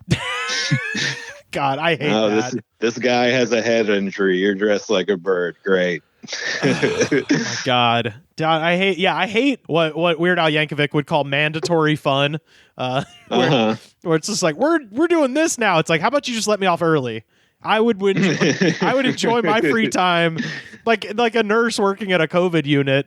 It's like, hey, how about instead of having a guy dressed as a Christmas tree, you let me go home 5 minutes early, and I'll have so much more fun that way. But come on, stay. We got cold brew on tap. You want to stay at work, right? Yeah, the Christmas tree has a fan, and he's going to blow COVID all over the hospital. Isn't it cool? Yeah. So, dude, speaking of Christmas, I should have brought this up earlier. Oh, yeah. Today I wake up January 5th, and I wake up to the sound of a bunch of adults singing Jingle Bells. At our apartment in the hallway? Through the wall that we share with our neighbors. With Vomit Guy? No, it's the one next to me. They're having a Christmas party today. Oh, the ferret people? The people with the they're having a fucking Christmas party today. They're in there singing Christmas carols. I can tell they have a lot more people over than live there because it's like louder. It's a January 5th. Yeah, that's also fun. Why are you having a party anyways? It's COVID here is so bad. Right, yeah, don't have one anyway, but if you're going to have one, don't make people sing Christmas carols. They have a karaoke microphone with reverb and all that. That sounds awful. Yeah, just imagine waking up to that in 2021. Oh, Lord. I don't even have a Rip It to get me out of bed. Everything sucks. I did bring the Tums just in case the Rip It was like battery acid, like the Bangs, but so far so good. All I know is the LaCroix people aren't going to lead you wrong. Yeah, I guess not, man. They do. I mean, goddamn, yeah, I've drank more LaCroix. Is this owned by? Because I thought LaCroix was owned by Coca-Cola. No, Coca-Cola. Is this other thing just like a conglomerate subsidiary of Coca-Cola? No, this is Natural Beverage Corp. Is the name. Okay. Yeah, and it's like I said, it's like Shasta, Faygo, LaCroix, and Rip It. All right. No, Coca-Cola makes Aha. Oh. That's their thing. They got the Aha, and then Pepsi makes Bubbly. That's their thing. Man, those are popular now. The rest of this article, it says, quote, "If anything, this should serve as a very real reminder that the virus is widespread." It's like, you're the hospital administrator. Yeah, you should not let a guy with a fan come in. It's like letting a guy with a goddamn leaf blower just blow it around the fucking hospital. You're like, what? Who is this helping? Yeah, I don't know. Hopefully somebody got 5 seconds of joy from it before catching COVID. The last line of this article is hilarious. Blow up costumes are now obviously banned from the healthcare facility, Chavez said. I would hope just any kind of costume should not be allowed in the hospital, I think. I'm not a doctor or anything. That's what I was thinking. Yeah, like they're not letting the blow-up costumes anymore, but at San Jose, so they're letting like the mascot for the Sharks or something come in there with his hockey stick, like going room to room. At least he has a mask on, technically. Yeah, it's true. God, it's fucking insane. I actually have a friend who works at a hospital who told me this week they fired a person for testing positive for marijuana. Whoa. They fired. And what state is this in? This is here. Oh, yeah. Well, that makes sense. But during this, yeah, you're saying right now you have enough people who want to work. There's no one wants to work at a hospital. Why are you firing anybody? Like, it's, I realize like a lot of people probably aren't cool with someone showing up high to work, but like if you're just have it in your system, who gives a fuck right now? Who gives a fuck anyway? That's my personal take. But right now, I don't think anybody would care if you were like, hey, we were going to have an extra person working here tonight, but they smoked weed 7 days ago. So now you don't have that. Like, I don't think any patient in their right mind would be like, well, that was the right thing to do. Yeah, it's a little weird to even be giving out drug tests at this point. Right. Well, it's very similar to the, like, just let me go home thing. Like, why are we wasting any time giving drug tests at this point? Unless she's showing up smelling like a blunt or something, Right. Like that. Yeah, exactly. If that's happening, or if like a bunch of pills go missing, then sure, give her the old Oxycontin test. But other than that, who gives a fuck right now? Yeah. That's so crazy, dude. We live in America where we got our priorities in order. Yeah. Yeah. It's real cool. They're just firing people for smoking weed during a fucking pandemic. Very good idea. Yeah. And you know what? This is like a point in time where they're paying nurses like $120 an hour. Like that's the incentive to come in right now. And they still can't staff the hospitals, And so that should tell you like, hey, maybe if $125 an hour ain't floating the boat of enough people to come and work during this shit, maybe don't fire people for stupid things. I don't know. Maybe they're paying them too much and now they're getting weed problems. Because of all the weed they can afford to buy now. Yeah. I'm sleeping on a mattress made of weed now. I can't come to the hospital. I love the hospital, man. It's so chill. Oh, shit. I had one more story to share with you. This is from Miami, Florida. And I never heard of this person until today, but maybe you have. And I love the way this starts. With his colorful hair, violent Spanish cursing, and his screen handle tattooed on his neck, Christian Torres Laplace has amassed 197,000 followers by posting quote-unquote prank videos on Instagram. So we got ourselves a wannabe Tekashi here. Mm-hmm. One clip shows him diving into a display crate of inflatable balls at Walmart. Another depicts him twerking in a bikini in a parking lot as a pal dumps milk on his butt. One shows Laplace, whose screen name translates to Tsunami, son of a bitch. He's mostly naked, wriggling around as a buddy lights a firecracker squeezed between his butt cheeks. Yeah. So now Laplace's latest video has landed him in jail. Miami police arrested the 22-year-old Orlando man after he posted a video of himself jumping atop a Key Biscayne police vehicle, stomping up and down and screaming hysterically, "I am the bitch beast," while flexing. Man, I mean, I support his actions here. But it's also funny when you just get so out of ideas to stay relevant on the internet that you're just desperately like, what? Fuck. I guess I'm going to have to assault a police officer now. I guess I got to jump on a cop car and yell, "I am the bitch beast." Well, here's my question. How viral did it go? So the video got noticed online by police officers who tracked him down within hours at a wine bar. He was wearing the same Toronto Raptors jersey and camo pants that he was wearing in the video. So the suspect also stated that he filmed the incident in order to be able to post it to Instagram to his 179,000 followers. By Monday, the count had grown to 197,000. Whoa. Yeah. So he got a 20,000 more people. Yeah. For that. Damn, so. We need to do something illegal, Rivers. Yeah, I know. We need for to the podcast. That's how we're gonna grow this thing. Yeah, we got to start doing some crimes. I'm down. I've been down. So on his Instagram storyline, he posted his mugshot and even an interview of another social media personality talking to him about the arrest, as well as a profanity-laced promotional offering to be a pitch man. Quote, "If you want your business to grow, throw me a DM," he said. And so now I want to tie the whole thing together and suggest that a good way to grow the Rip It brand. Mm-hmm. Rip It. I mean, this guy clearly has Putin power. He's got that energy. He's a rebellious and defiant person known to carve his own path, do things his way for good or bad. Mm-hmm. Baby, get Rip It sponsoring a zombie thing. Why not sponsor this asshole? Yeah, that's I just the whole subject of this. You see people go viral and then post about how they'll advertise for you.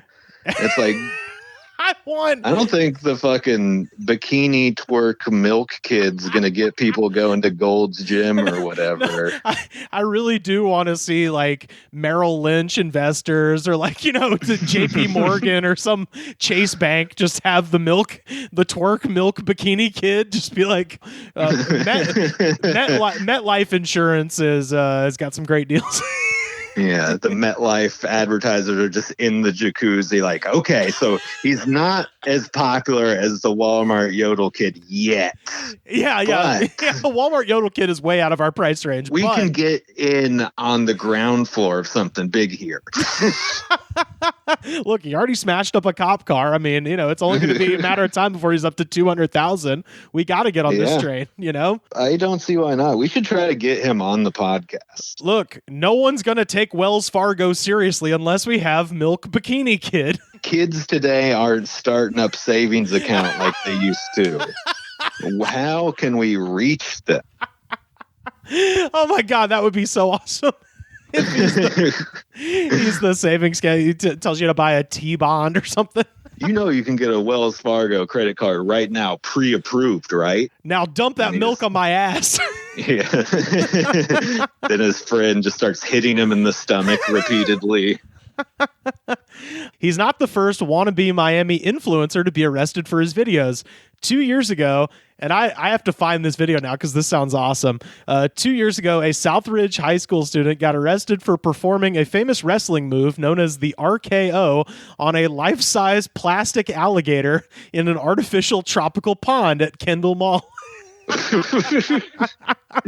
What's illegal about that? I know. He had his friend record his antics and post it on social media. So yeah, he RKO'd an alligator, an anthropomorphic plastic alligator. Sounds cool to me. And last month, Miami Beach police arrested more than a dozen people involved in a social media stunt that involved cars doing dangerous circles at an intersection. So I wonder how all these people got caught. Hey, man, it's hard to hold a Putin down. You know what I'm saying?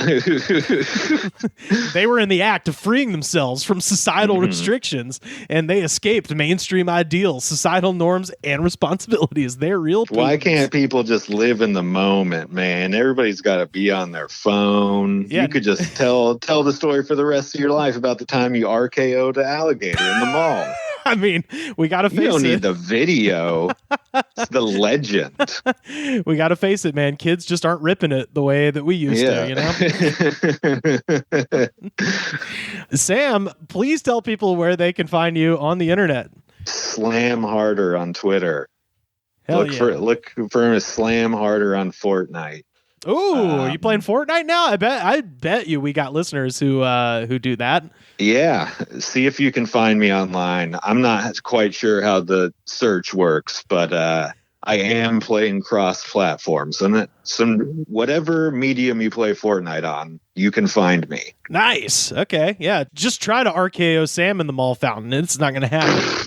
Ain't gonna happen. Can you RKO people in Fortnite? I don't know anything about games. Maybe one day they'll add it in, but not currently. Also, maybe by the time this comes out, I'll have a new sketch online. Oh, hopefully. Sweet. Definitely give Sam a follow. Sam, it's a pleasure as always. We'll talk again next week, man. Yeah, of course, man. Good talking to you. Well, it's Saturday night and I just got paid. A fool about money, don't try to save. My heart says go, go, have a time. It's Saturday night, babe, and I'm feeling fine. I wanna rock it out. I wanna rip it out. I wanna shake it out. I wanna ball it up. I wanna rip it out. And a ball tonight. Calling in now from Disgraceland Studios in Eastern Hollywood, California, it's Paul Carter Glascock. That's me. I called Sam his full name last week, so I figured I'd... I wonder if people knew that my first name was actually Paul. I think you've mentioned it on here before because you said when you moved to Los Angeles, you were contemplating going by Paul, and then you were like, no, Joe Raines and Rivers know me here. I can't do it because they'll make fun of me. I was like, I couldn't handle the scrutiny. I thought about doing that in Nashville too. Then I had to ask myself, who the hell do you think you are? What, do you think you're that little alien from that Simon Pegg movie? Yeah, no. What do you think? What do you hang out with Garfunkel? No. Well, how was your New Year? What did y'all do? Oh, we decided to kind of change things up and not do shit. Oh, wow. What a change of pace. A COP, as they say. Yeah, ate a lot of food, got a little tipsy, went outside and kind of heard some fireworks in the distance. Didn't even have was so depressed, didn't even drive around to see them from downtown. But you could see it kind of off in the distance from Carly's house. There wasn't just incessant bombardment like there is in our neighborhood normally? Well, I was in West Hollywood, so it wasn't, but I could hear it from Hollywood, and it sounded like fucking World War III. Yeah, I was going to say, those people in West Hollywood have air conditioning and cable and things, so they don't have to resort to going in the streets and lighting things on fire like our neighborhood. I honestly think they don't understand it. They don't know how to celebrate it as well as the people in our neighborhood. I think that's what it is. I don't think it's I think because they were all like, should we all have a drink together? No, we can't. No. Yeah, I went with my parents to St. Simon's Island in Georgia. Yeah, you mentioned this on the show. Yeah, and we stayed in like it was kind of a house on a salt marsh, just kind of like way the hell kind of off, away from people, and just sort of sat on the deck and looked at birds and shit. It was fun. It was very, very relaxing. But New Year's Eve, that's nice. Did you guys rent like a cabin or something? Yeah, it was a condo, so it was nice. It was definitely on the end of an island, and the funny part was across the way from us was a gated neighborhood called Hamilton Plantation. That in and of itself is a little but then to make matters worse, the one kind of historical thing to see on that end of the island is the remnants of some slave quarters that are on the plantation, but you have to own a condo to get into the part that has the ruins of the slave quarters. So you have to be a rich asshole to see the slave quarters. So it's kind of fucked. Right. You have to be a rich asshole to see what your family was built on, which is slave labor. Yes, exactly. So I did sneak in there once just to look at it, and they're made out of what's called tabby, which is concrete, but instead of rocks, it's shells. So like old, oyster shells and shit from the 1800s, and so it was, like anything like that, fucked up and kind of interesting. Sure. Yeah. Was I gotta ask? Was there anyone else watching this, or was it just because it seems like a wholly original New Year's idea? Yeah, no, we were pretty much, I mean, there were people on the island for sure, because the way the island is, basically the northern part is all salt marshes and stuff like that, so it's pretty sparse, and then the bottom part of the island is what they have what's called the village, so that's like the grocery store and the bank and all that shit, so that end is pretty crowded, but we didn't really, hang out there much. We just had to drive through it once or twice to get to our end of the island. But the funny part was New Year's Eve around 11:30 or something, there was a tennis court right below where we were staying at that end of the condo complex, and no one had used it for anything the whole time we were there. And around 11:30, we just start hearing like voices down below. And so we were like watching, the Dick Clark rockin' New Year's Eve or whatever. And we walk out, and there's just this huge group of people, way down below us, setting up fireworks on the tennis court to shoot off. So it was kind of nice. Like, it was just these idiots who would just come there from God knows where to shoot off fireworks on the tennis court right next to it. So we did get a little private fireworks show. But the funny part was they had those big mortar shells that they shoot off. And after every single one, and they probably shot off 20 of them, after every one, they were just lighting them individually. As soon as they would explode, the guy who was lighting them would just go, and he sounded exactly like this. He would go, "That was awesome!" Whoa, that one was even more awesome. For everyone, 20 solid times. Whoa, that was awesome! Just like that. So we got, you know what? That guy's probably the happiest motherfucker on planet Earth. Oh yeah. And they didn't even sound like they were that fucked up or anything. I think he was just really that excited about gunpowder exploding in the air. Yeah, for an entire world where it's like all of our home amenities and like VR and shit and endless streaming channels isn't enough. I still don't feel satisfied. That guy's just like, oh, that's awesome. Whoa, wow, it's red. Whoa. Yeah, just fire. That guy likes fire, and I'm jealous. Whoa, that one was green. That's awesome. Yeah. Oh, that one was red and green. Wow. Whoa. I was having as much fun because I was like, surely he's not going to say it again. After everyone, I was like, there's no way he's going to say it again. And every time, that was awesome. Whoa. It shoots out 10 at a time. It's like, that was awesome. That was awesome. That was awesome. That was awesome. Like every time. Yeah. One of those black cat things. It's like, brrr, it's like, awesome.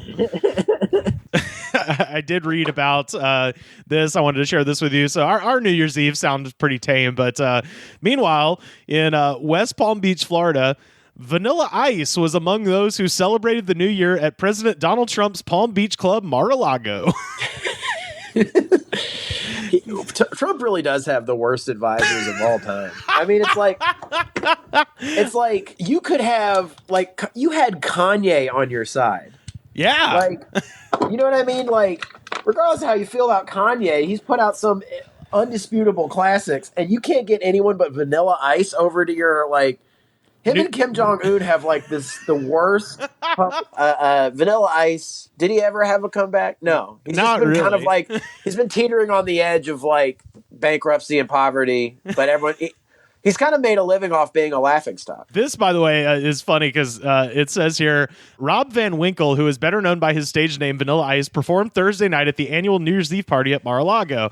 Donald Trump Jr. shared a public video on his Facebook page that showed the 53-year-old rapper performing his 1989 hit song, Ice Ice Baby, and a cover of Wild Cherry's Play That Funky Music on stage. Now, what's funny about that is the person writing this story didn't even bother to do their due diligence. Play That Funky Music is the first single from Vanilla Ice. It's not a cover of that song. It just samples that song. And Ice Ice Baby was the B-side. I will sympathize with the lack of journalistic integrity here and be like, there is no other Vanilla Ice song. He has albums of material, but there is one song. Yeah, that's true. But, I mean, did this guy not grow up watching Vanilla Ice's Behind the Music? That was the whole thing, is he put out Play That Funky Music thinking it was going to be the single, and then DJs around the country started flipping the record and playing Ice Ice Baby. Well, to me, there are two Vanilla Ice songs. There's Ice Ice Baby, and then there's the Korn version of Ice Ice Baby. Yeah, the butt rock version. Those are the two songs he has. I think they're different songs. Yeah. Same lyrics, but different songs.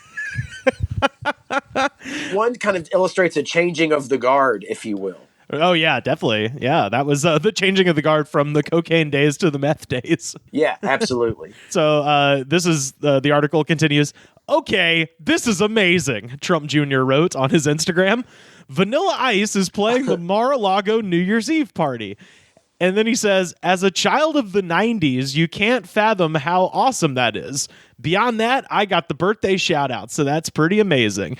And I wanted to point out that Trump Jr. is how old is he? Right. He's like 50, right? He's like 40 or 50? No, all right, so he's 43. He's a full 10 years older than I am. I am a child of the 90s. This motherfucker is not. He's a child of the 80s. Yeah, I think his birthday, it said he was born in either 76 or 77, something like that. Right. Yeah. Like, I'm a child of the 90s. I was from 3 to 13. That was the 90s for me. That's prime time. Same. Yeah, exactly. Yeah. So I don't know what the hell he's talking about, but he would have I guess him misaging himself is like, at least it's not as bad as being like, take your mask off and make out with your grandmother. Like, it's not as quite as bad. The video shows Trump Jr. and a mostly maskless crowd crammed together near the stage. Representative Omari Hardy, who is a Democrat from West Palm Beach, sent a letter Friday to the assistant county administrator asking that Mar-a-Lago be fined and closed for violating Palm Beach's mask mandate. I'll tell you, freedom fighters like Kirk Cameron and Vanilla Ice. Vanilla Ice was widely criticized on social media for taking part in the festivities, but he defended his appearance in a statement calling it awesome. Yeah, but wasn't it awesome though? I think even then, like, a court would be like, no. Like, if you ask anyone objectively, like, you don't go to a Vanilla Ice concert. It's something that is happening at a city festival that you happen to be at. You know what I mean? Like, no one plans for weeks to go to a Vanilla Ice concert. Unless it was that one that they almost did in Austin, and then he had to call off because everyone got too mad at him. Yeah, what did people yell? Play the song again? No, they got mad that it was going to be no masks. It was like an event at like a lake in Austin somewhere. I'm trying to be bashful. You know, a bunch of 50-year-old people got COVID and are in intensive care right now. What do you have to say for yourself, Vanilla Ice? It was awesome. His full statement is this. He says, we danced, we celebrated, we had a great time, he said. We played my hit 26 times. He says, it was a very classy event at a beautiful Palm Beach landmark. Now, I just want to say this, and tell me if I'm wrong. No serious person can say the word classy anymore. Like, classy. Someone who would use the term classy is not classy. That's what I mean. Like, a serious, normal person does not refer to anything as classy anymore. It just, you can't, because the word has been completely defiled. That's a good point. You know what I think the word should be reserved for now? It should be reserved for anti-maskers who are going into a Ruby Tuesdays for the first time. This is a classy one, though. They serve wine here. Yeah, look at those ham cubes and how they're gleaming. Wow, classy. They said it's carving board ham cubes. This is classy. Oh, man, that skin on top of the Thousand Island bucket? Class. It's rubes who are amused by $10 words, I guess, on menus. You know what I think it is? I think the moment Will Ferrell said, keep it classy, San Diego, that was it. That was the moment that word died. Because it's just, like, inherently unserious now. Like, yeah. What could you seriously describe as classy and mean it? Nothing. Not anymore. Because now it's been thoroughly tainted. I mean, tweet at us at The Good Spot if you could tell me if I'm wrong, but like, it seems like that is a word that is exclusively used. If it's earnest, then the person using it is an idiot. Oh, yeah, I was trying to think, is it like Frank Sinatra stuff? Or is it like his mob ties are classy? Or I mean, that's what people used to use the word to mean, was like, oh yeah, the event was classy. But nowadays, if you hear that should be an alarm bell in your head that like the thing is completely fucked somehow. Maybe it should mean like it's like you're like unaware of your own privilege or something. That's true, yeah. Well, it's a kind of an indication of that. It is sort of like being a little classy about your entitlement to go to a Vanilla Ice show. Right. Well, it's almost like a little bit of like a nouveau riche term a little bit too, where it's just like, idiots that live in McMansions just being like, oh man, my fucking Dale Earnhardt collector plate set that I have hung on the wall in my man cave, fucking classy, bro. Dude, that's classy as shit, bro. Yeah, dude. I gotta say, dude. It's quite the classy affair. And the fucking having the wine fountain and the slip and slide, dude, that's classy, bro. Yeah, dude, I got a fondue set on the back of my fucking jet ski. Classy. See, man, that's class out the ass, bro. For real. That's the high life, bro. I could dip toast cubes in cheese and eat them while I create a rooster tail in the lake. Ew! But by the same token, someone who uses something like refined or something like that, or exquisite, they're kind of being a douchebag. Exactly. Yeah. That's the other side of it. Yeah, it's almost a synonym, but if you use that, then it means like, oh yeah, that person's like a fucking prick. You're right. Yeah, I mean, if you say sophisticated, what's like one time you said something was sophisticated and you didn't immediately want to punch yourself in the dick? Yeah, I do it a lot. That's true. Yeah. It's just a very sophisticated finish on this Diet Coke. He goes on to say, I think everyone just wants to get out and dance and have fun. We've all been marinating, trapped in our houses. It's not about politics at all. This is about dancing and enjoying the new year. It's not about politics or safety or having more than one hit. Yeah. It's not even his fucking hit.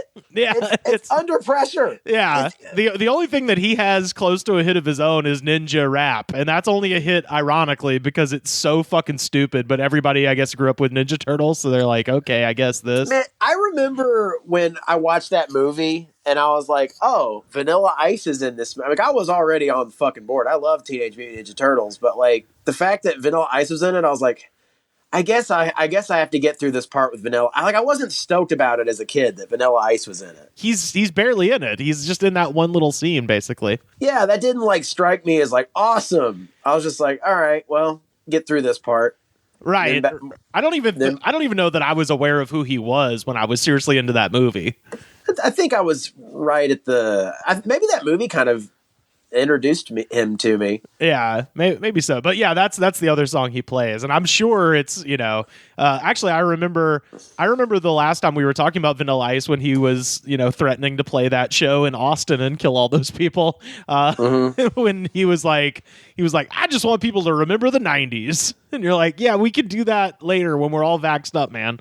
I just want people to remember the 90s, dude. Well, it's called Spotify. Yeah, you know what I mean? I remember it just fine. I don't need to go out and see your dumb ass and have a bunch of fucking troglodytes breathe on me. It's fine. It really does beg the question, how bad, like, we all are tired of this shit and we all want to get back outside. We all want to get back into society and what have you.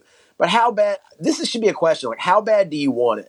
Like, how bad do you really want to, do you want to go to a Vanilla Ice concert? Do you want to go caroling with Kirk Cameron? Like, how bad do you want it?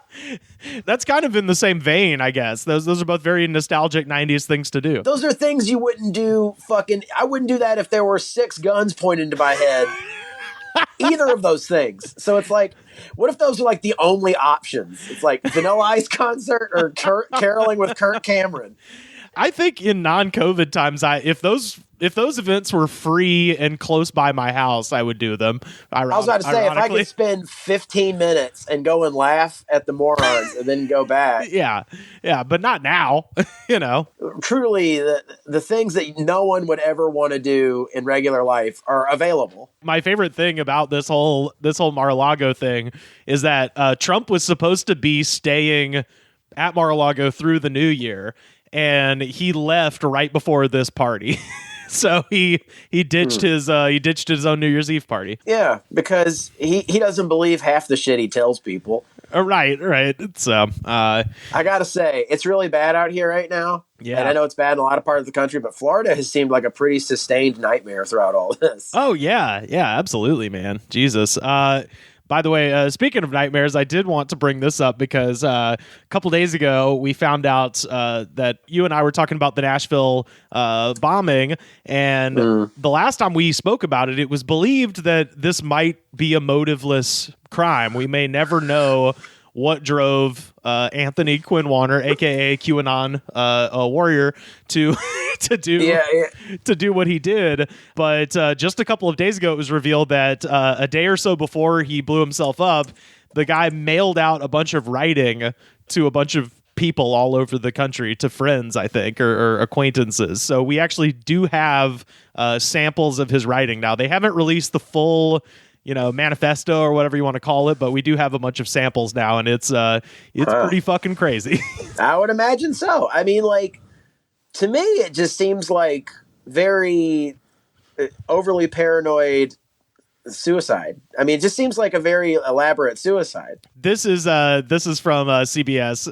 The packages contained at least 9 typed pages of writing and 2 thumb drives loaded with videos. At least one of the packages contained a letter that began, "Hey, dude, you'll never believe what I found in the park." Oh my God. And he says, "The knowledge I have gained is immeasurable." The letter continues, "I now understand everything, and I mean everything, from who and what we really are to what the known universe really is." Oh. The letter encouraged the recipient to watch the videos, and now we finally have an answer for what we were talking about last week. The letter was signed Julio, a name that Warner often used when signing emails, according to his friends, and they also report that he had a dog named What part Julio. of his name sounds like Julio? Nothing. No, I guess it's like my nickname, Kevin. Yeah. Well, he, last week we were saying like he had signed one of those letters, "Woof Woof Julio," and we were like, what does that mean? Well, apparently the dog is named Julio, so it's almost an Indiana Jones situation where he named the dog Julio, but he is signing his own name as Julio. Okay. And unfortunately, we were saying like he was the only person killed in the blast, but apparently the dog might have been in the camper with him too. So that actually is kind of sad. Oh, that sucks. Yeah. I mean, it also speaks to how shitty it is, Rob. Like, yeah, a man died, but a dog. Yeah, the dog isn't crazy. The dog was just being a dog. Yeah, I mean, he didn't deserve. He didn't know what was going on. That sucks. Well, yeah, I mean, honestly, if some guy wants to punch his own ticket, I'm not going to stand in the way of it. And he scared the shit out of a bunch of people, like, Jesus Christ. Right. By the way, this also says that he spent time in a local state park, and I'm quoting now, hunting for aliens. Which, if you've seen a picture of this guy, I'd give up to $45 to watch that. Who was the closest person to him? Yeah. Well, he apparently had a fucking girlfriend. That's the other thing that got reported. Dude, literally, I think as soon as we hung up from each other last week, I went and sat down and was watching the news. The cops got called a year ago. His girlfriend was like, "Hey, my crazy fucking boyfriend is building bombs in his RV." And apparently the cops were like, "Yeah, whatever, toots," and then did nothing. Well, I mean, yeah, this just seems like this could have been avoided in a lot of different ways if people had given half of a shit about this guy. Yeah, it's funny, if somebody breaks a window during a protest, the cops will spend hours looking at video footage, trying to identify sneakers and tattoos and shit so they can track down who cracked the window at the fucking Starbucks. But, a woman calls and says, "My boyfriend is crazy and building a bomb." And they're just like, "It's not my business. Fuck you." Yeah, you're hysterical. You're being crazy. It's like, yeah. So anyway, cops are good. But Warner also wrote about 9/11 and the moon landing, saying at one point, quote, "The moon landing and 9/11 have so many anomalies. They are hard to count." I don't mean to be forthcoming. But I think he might be kind of a conspiracy nut. A little bit.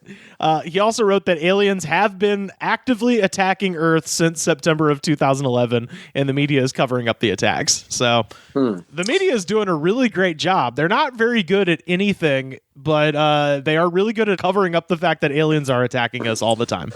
Yeah, this really shows how people with mental illness have really been taken care of during all this. You know what I mean? Well, and you know what's funny is, you thought that I had named all of the conspiracy theories, but no, there was still one left. Warner's writings also discuss the conspiracy theory that Earth is controlled by a race of reptilian lizard people. There it is.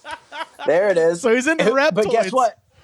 The reptoids, however, they live in the middle of the Earth disk because the Earth is flat. And also, the reptoids killed JFK. So there it is. Quote, they put a switch into the human brain so the reptiles can walk among us and appear human.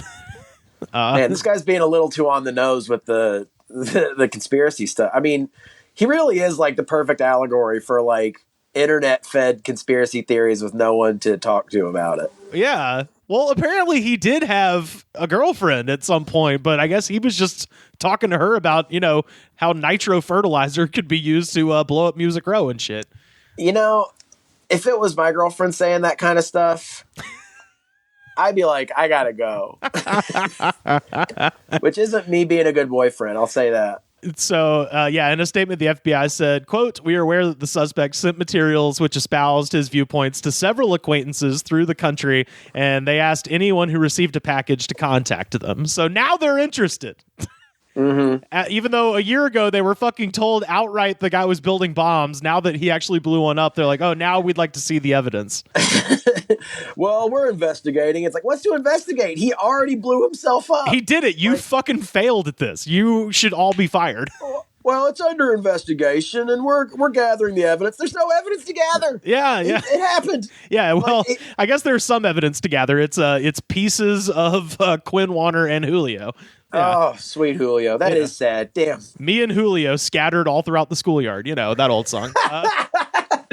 Because ding. Boom. So, boom, roasted. Well, you mentioned something here, and it leads me to a question. Do you think the hollow earth people and the flat earth people get into it somewhere online? I think that they've got to come to a consensus. I don't think they can, right? They're at an impasse because the earth is either spherical and hollow and filled with a race of elves that control everything, or it's a flat disc and there is no hollowness to be had because it's flat. It is a hollowed out disc. Oh, okay. So the elves, they're on like the 9.5 floor, like being John Malkovich. They're on like a little tiny. It's like 2001: A Space Odyssey. It's like the giant spaceship that's like circular. That's what it is. Oh, okay. I base this on fact and research. It makes a lot of sense. Yeah, when you think about it, it does. I'm not crazy. Speaking of crazy, were you maybe saw some of it because I saw Carly had a great tweet about it, the Bean Dad situation? Yeah, that's kind of something she just like she let me know about what was going on. I had to ask what gives with Bean Dad. You were like, honey, why are you rolling beans down the stairs? She got up really early in the morning to do it. It was very funny. Yeah, we'll retweet that at the good spot. It was hilarious. But no, it's I've been kept abreast of it.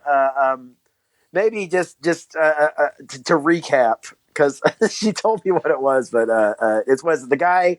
He gave a kid a can of beans and wouldn't let the kid couldn't open it, and he was like teaching the kid something. Yeah, well, so the guy in question, his name is John Roderick, and he is probably, I don't even want to say best known because he's not really even in the band. He was just like part of their touring band, I think, which is he was in.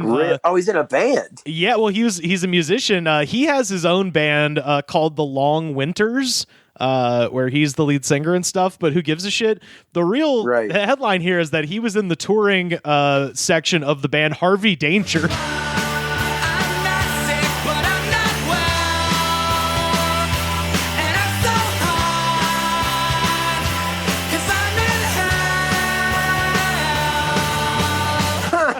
I've been told many times that I look like the lead singer of Harvey Danger. And so that's why I hesitated to say he's best known as, because he's not actually in the band. He's just like the extra guitar guy they bring on tour. Right. He's Which like, would stare now very much regretting. Oh yeah, well it for sure says former on the Wikipedia. So oh boy. But the other thing is he's kind of let's say what happened first. So he tweeted out this ridiculous long thread a couple days ago that basically said that his daughter said she was hungry and said she wanted a can of beans, of baked beans, and so he told her to open it with a can opener, and she's like 9 years old, so she's like, I don't know how to use a can opener. He's like, well, figure it the fuck out. And then for 6 hours the child twiddled about with a can opener. You know, if you're that's young, awful. It's not intuitive at all. You know, it's just like, dude, I figured out how to use a can opener like last year. Like, yeah, during COVID. Oh shit, I actually have to eat out of these things. Fuck. Yeah, like it's not intuitive. You gotta like make it like hug the rim, and you gotta like clip it. It's not intuitive. Yeah, I mean, the only reason I know how to use a can opener is because I was in Boy Scouts and we eat a bunch of like corned beef hash and bullshit. But honestly, like it's not. Yeah. It's not a skill most people, would need. I guess really. I don't know. In this day and age, probably not. Yeah, I mean, they've got the automatic can openers. I don't know. But the point is, he sat there and said, like, for 6 hours, and he's just like, and she would ask him how to use it. And instead of telling her, he would just be like, look at the gears. Look how the gears are in relation to the blade of the can opener, and just fucked with her until she figured it out, basically. And, But isn't that great? Yeah. And then he was kind of like congratulating her, like, oh, yeah, you put up with my bullshit for 6 hours and figured it out on your own or whatever. And it's, and so a lot of people, it turns out, Carter, I don't know if you knew this based on how everyone is online at all times, but turns out a lot of people had a lot of fucking horrible dads, and this very much triggered them. This very much, and I won't even say that's, I'll say rightly, because like he's an asshole, and then also everybody got like really mad at this guy. Which, I'm somewhere in the middle of that. I'm like, I don't know. He seems shitty as a dad, but he also seems like he would, He seems like a dumbass. I mean, yeah, he seems like a dumbass. Exactly. But then people were coming at him like, you are abusing the child. And it's like, yeah, this guy's, I think it's probably, he might be playing it up a little bit kind of a thing. I think he's congratulating himself for being lazy and not wanting to open a can. Yeah. Yeah. It's that to some extent for sure. But I really do think he's just trying to be like, this is what you could do if you use the power of your brain. Like he's like one of those guys, Right. And I don't know. But anyway, people got mega pissed at him, and that part was hilarious. And then it got real fucked up because then people just started digging up his old tweets where he was kind of being an edgelord and just being like, yes, Hitler was actually good. And, he said that? Oh, yeah. It was all these, like, he's being it's very similar to the James Gunn situation where it was like in 2011, this guy was being edgy kind of a thing where it's just like, okay, like you're lame, it's obvious that he was like, being ironic or something, which doesn't excuse it necessarily, but it does kind of explain it. He wasn't literally saying Hitler is good, although that is pretty much what he said. So was he saying like Hitler was a good speaker or some shit like that? No, he was like replying to somebody, I think. Let's see. I'll have to pull up the damn thing that I got. It's so beyond stupid, but I did make a joke about it, and a few people. Now, Bean Dad is like, Bean Dad's got to do this thing. A lot of people are doing this now. There's like some program you can run your Twitter through, and it'll remove everything that could potentially cancel you. Oh yeah, yeah. It's you just hit like a keyword and it'll which in these times of everyone being extremely overly sensitive and trying to make mountains out of molehills, it might behoove him. Oh yeah. Well, and I've told this very vague story before, but I'll tell it again. A person we know who has a very good job in a very popular entertainment platform was informed that he had received that job, and then they immediately told him, we're actually not going to announce for 3 days, so that'll give you enough time to clean up your Twitter. Oh my God. So it's built into like the hiring process of a lot of like TV shows and stuff now, where they're just like, whatever you said, we don't care, but we're letting you know before we fucking tell Variety magazine. So because of this exactly. So Lord. yeah. See, like I am on board with the guy being dumb, and that's a dumb thing to do. But like the whole like, and look what he said in 2006 is so fucking dumb, and so you're bored. You're fucking bored, and like that's what we do. That's what we do now that we're in quarantine. When we're bored, we just go on these like at-home witch hunts, and it's just like fucking. There's nothing to be gained from it because no one's going to come up to you and actually punch you in the fucking face because everyone's sequestered inside. Right. Right. So yeah, it's like everyone goes on these like fucking home safaris and home witch hunts and being like, let's see if he said anything remotely edgy in 2005. Well, but here's the fun part. Here's the blowback, right? So all this is going down.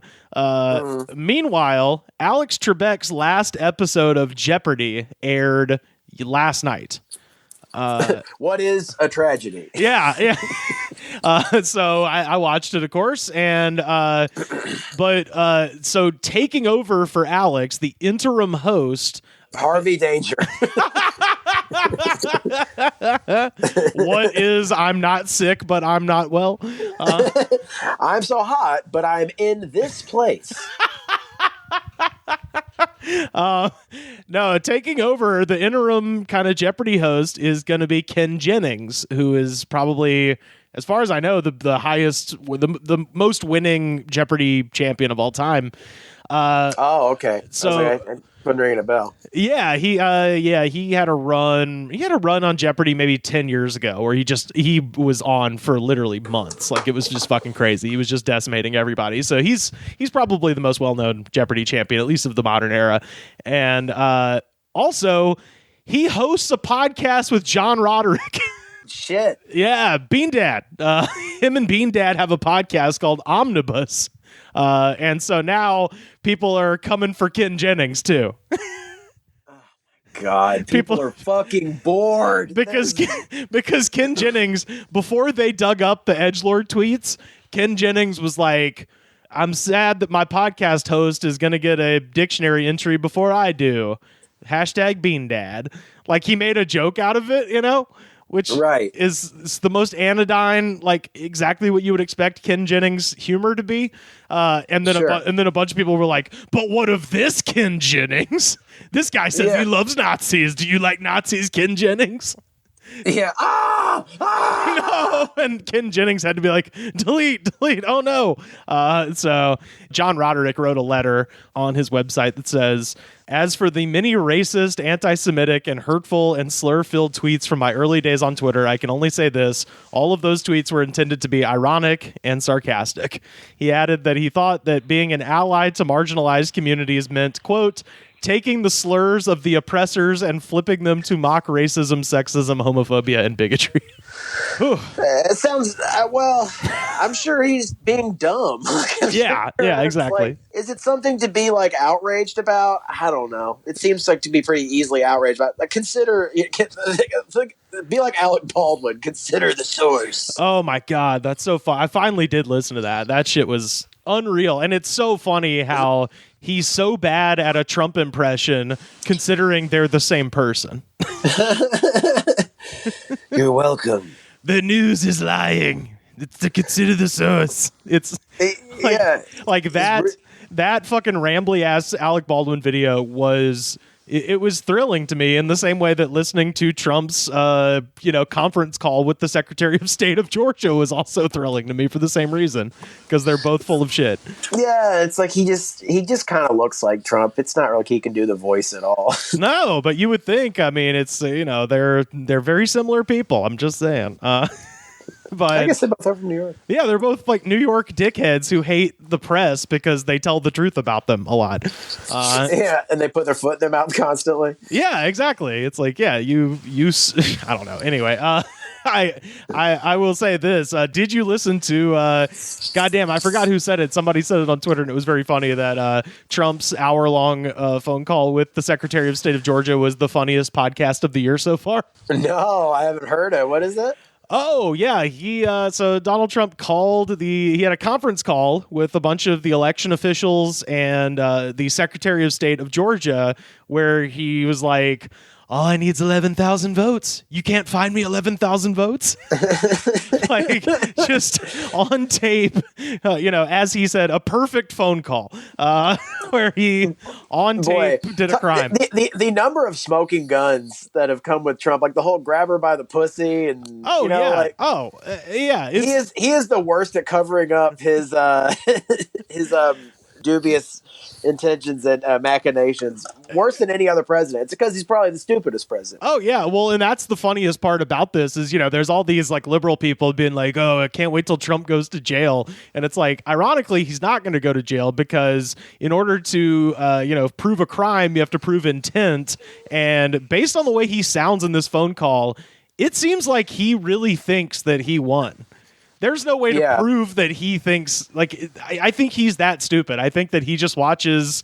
There's no doubt in my mind. I mean, he is like brainwashed himself into thinking that he can never lose anything. It's the Jim Jones shit. It's like the end of Jonestown. It's, we're not committing suicide. We're committing revolutionary suicide. It's that point where you've reached this point where you've bought your own bullshit, and it's thrilling. Well, you got to think of it. It's like, when he has a whole movement and like, Trumpy, his name has become an adjective. So like, why wouldn't he, drink his own, he's completely drunk on his own shit every day. Oh, so yeah, dude, I'm sure he absolutely believes that he won. You got to listen to that phone call, man. It's fucking amazing. It's an hour long and it's so fucking crazy. And the craziest quote from the whole thing is at one point, first of all, shout out to I'm sure they're just fucking awful ghouls in real life, but it was very funny to hear Republican electors just be like, sir, that's not accurate.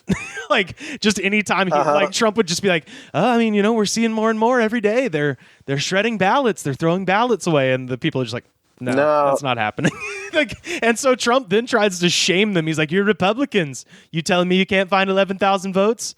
You're a bad Republican. Like, he's trying to like shame them, and literally you could just, oh my God, you could just hear in their voice of them just being like, we got 15 days left of this guy. Like, it's almost over. So they're just like shutting him down. They're just like, I'm sure even the most like loyalist Trumpy people that were like, you're being recorded. It's being recorded. Yeah, well, like, all those, it's funny because you're right. I mean, like his followers and shit, they are still on board with him.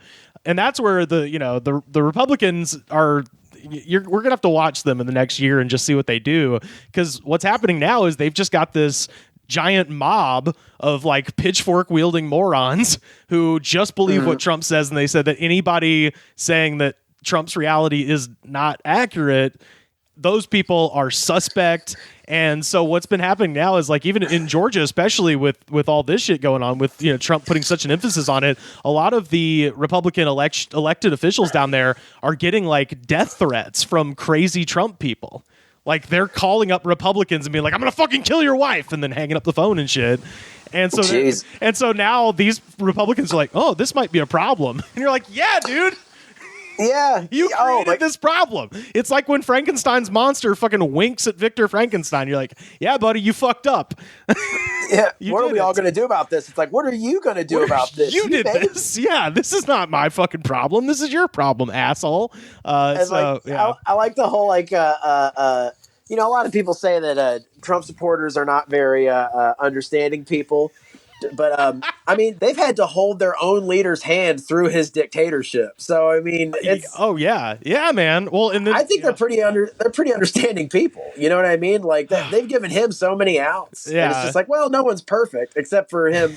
He's perfect on most days. Yeah. Well, and the most telling quote of the whole thing, because I listened to the entire hour-long phone call, and it was incredible. But the most like telling quote of the whole thing is where one of those Republican electors down in Georgia goes, sir, I mean, frankly, this is kind of the problem of reading too much into social media. And Trump goes, No, not social media. I barely read social media.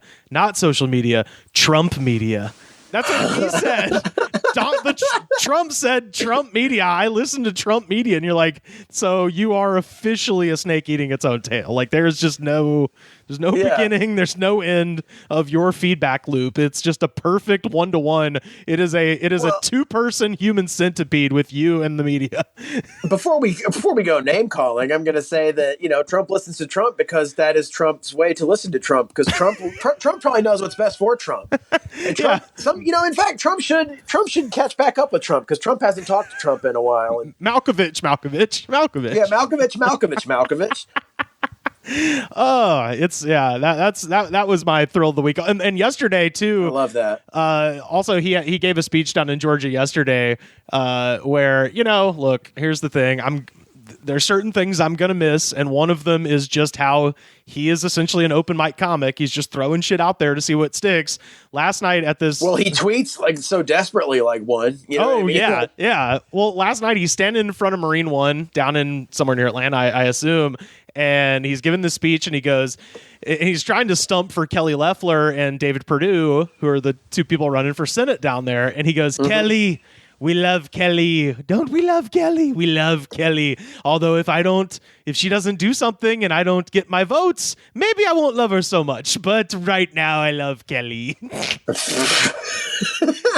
was like, what will I do? It's like, how do I feel about some things? I don't know. I don't know these things myself personally. I don't know. I just like it when people look at me and they chant Trump. I love that. As I've said before, I have a list of problems with Joe Biden that roll out the door on a scroll, but we're not ever going to get anything like that with Biden. That's hilarious. I don't like Kelly so much if she doesn't get me my votes.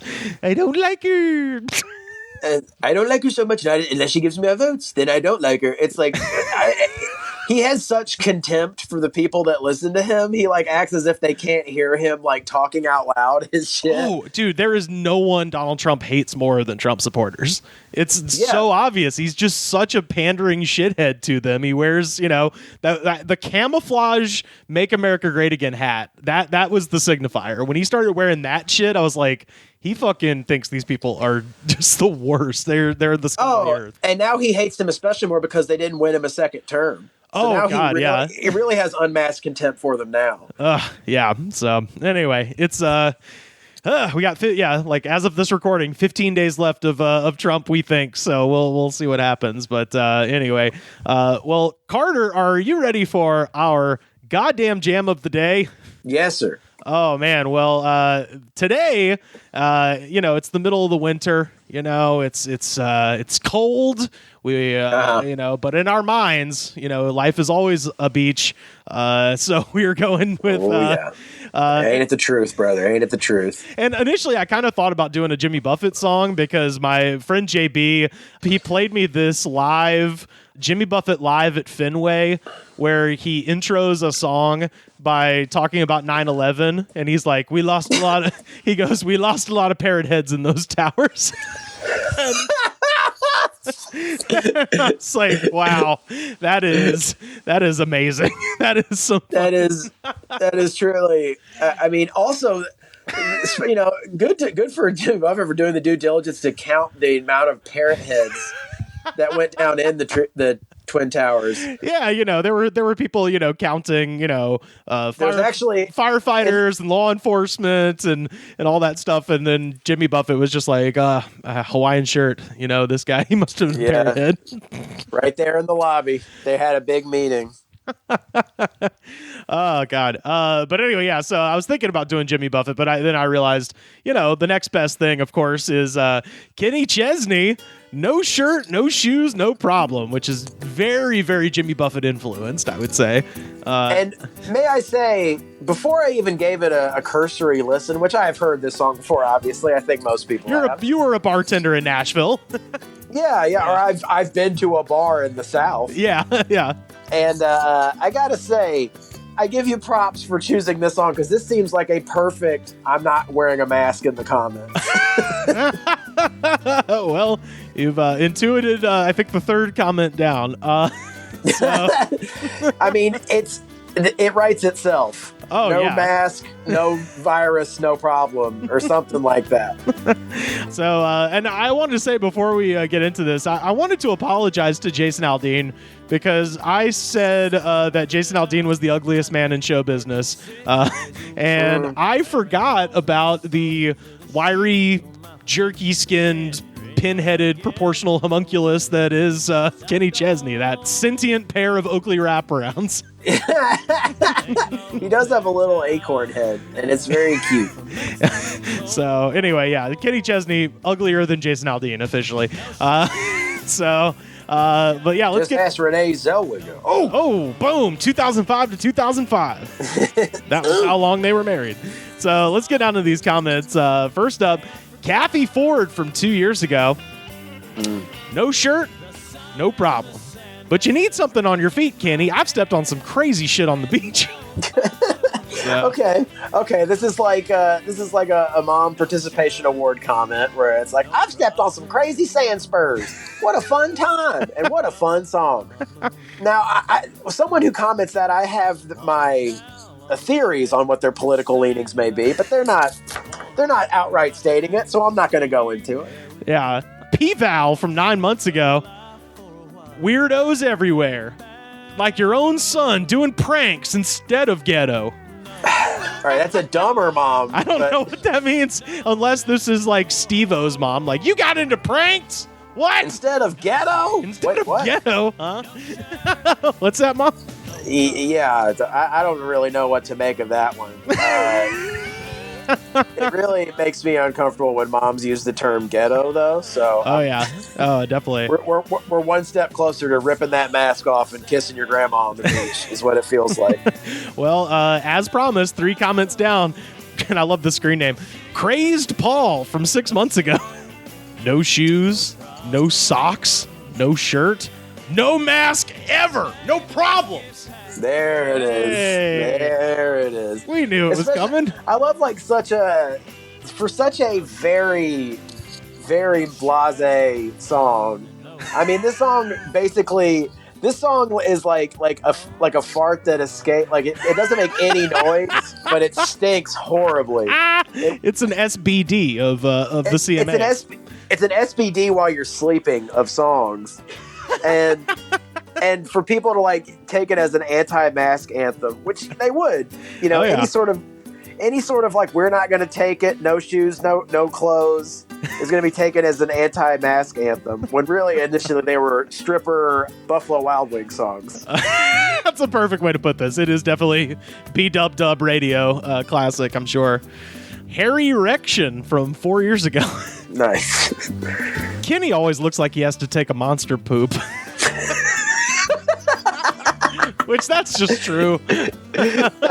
Kudos on the observation. I feel like his head's going to deflate if he takes a huge shit. Yeah, it'll be like Tony Shalhoub's head after it gets shot off in Men in Black. It's just a little tiny.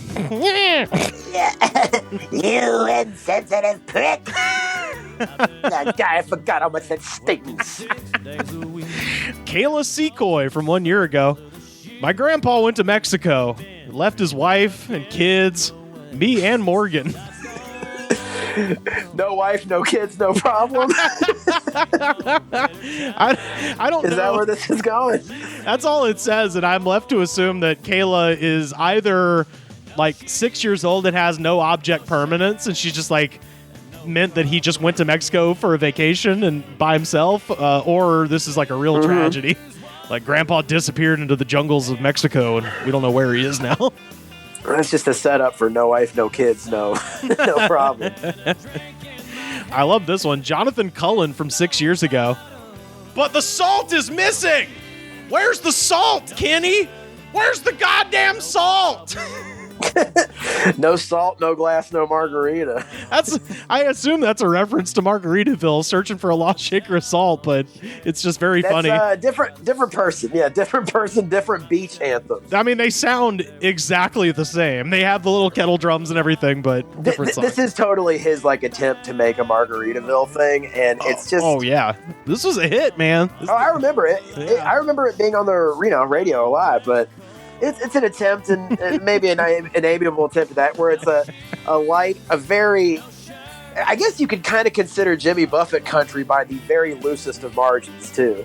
Yeah, I would say he was kind of folk rock at the beginning, and then he kind of veered. You know, he has all of his beach songs, obviously, because that was his thing. But, you know, towards the latter Buffett, for sure, we lost a lot of good parrot heads in 9/11 era Buffett. It's definitely skewed more country. I think you could call this music beach shuffle. Yes, definitely. This is some Chris Hansen shit here. Not Burst from 1 year ago. I'm 12 and so stressed out. I can relate to this. It's Chris Hansen stuff from the beginning. I'm underage. She says she's so stressed out. I can relate to this. Which I'm 12 and I love taking my clothes off in public. You can find me on 123 Main Street and reach me at this phone number. My social security number is. I'm so stressed out. I want a fat, creepy guy to rub my back. Are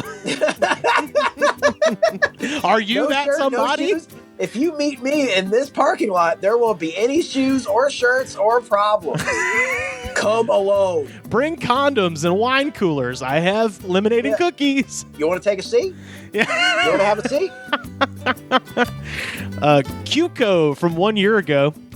I think Tim McGraw is conceited. He's a dog. There was a man here. 2 men. They don't like my girlfriend. That's a pretty drunk train of thought right there. It started off by being like, you suck Tim McGraw, and by the end it's like, my girlfriend's a whore. Yeah, maybe my girlfriend can fuck Tim McGraw too, because she fucked Kitty Chesney. No shirt, no shoes, no problem. I got a problem with you acorn-headed fuck. Oh, Julia. This one, I just like the reply. So, Raver Convict from 1 year ago said, I guess I like feels a little Chris Hansen-y too. Raver or this seems like someone who's like baiting their Chris Hansen-y ones. Raver Convict. I'm a drug dealer. I'm kind of bad, you know. Yeah, I can be I have a naughty side. I got this pacifier, so when I'm on ecstasy, I don't grind my teeth. And I wear this diaper because when I'm on ecstasy, I lose control of my bowels. Oh, my orange jumpsuit is because I'm a convict. And because I'm a Slipknot fan. Raver Convict says, I worked the stage for this man back on the tour when he hit South Lake Tahoe, California. He walked 3 feet in front of me and looked me right in the eyes. I should have spoke to him. So that's... I don't know. I kind of agree with his approach. If Kenny Chesney walked right up to me and stared me right in the eyes, I'd be like, what do you want? Yeah, why's your head so small? Are you Kenny Chesney? Why is your face made of leather? Yeah. Then his mouth slowly opened and a high-pitched screech emerged.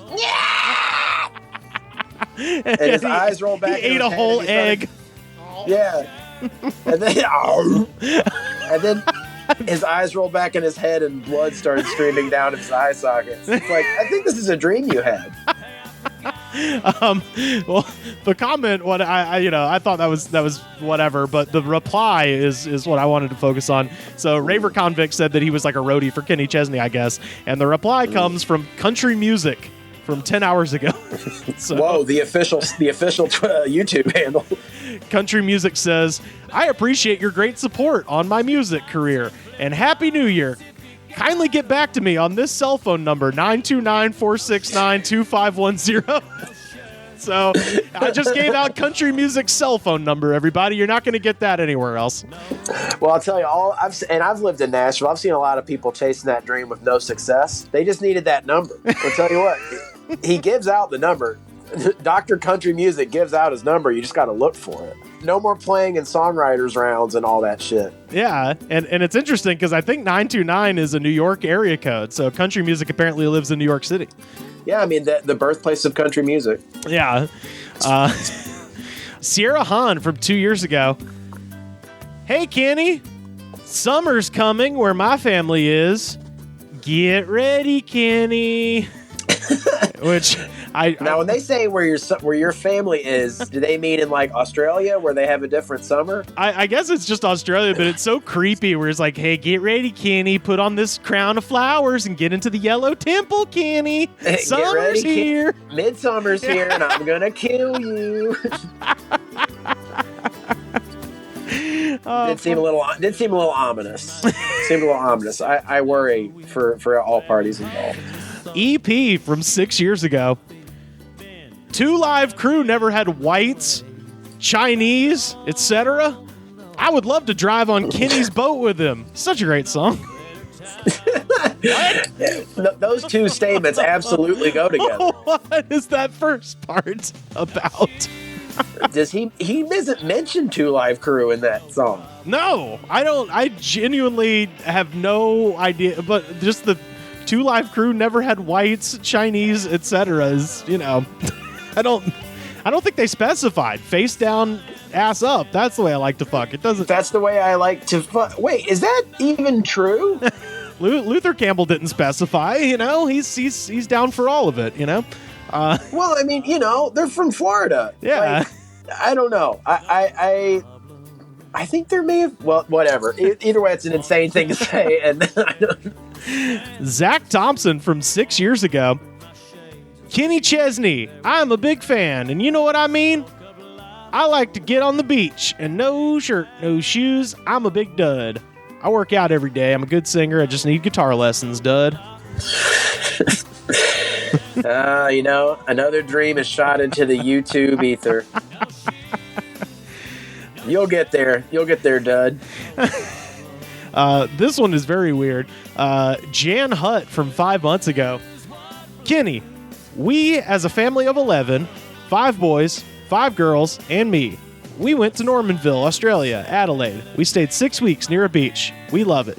No shoes, no shirt for the boys, but girls would wore bikini tops. We got burnt, but we all good now. Hope you have a big family. It's great. Love it. Which, hope you have a huge family. That's how I want to conclude every letter I send from now on. Every email. Hope you have a big family. Yeah, like I hope this letter finds your family huge.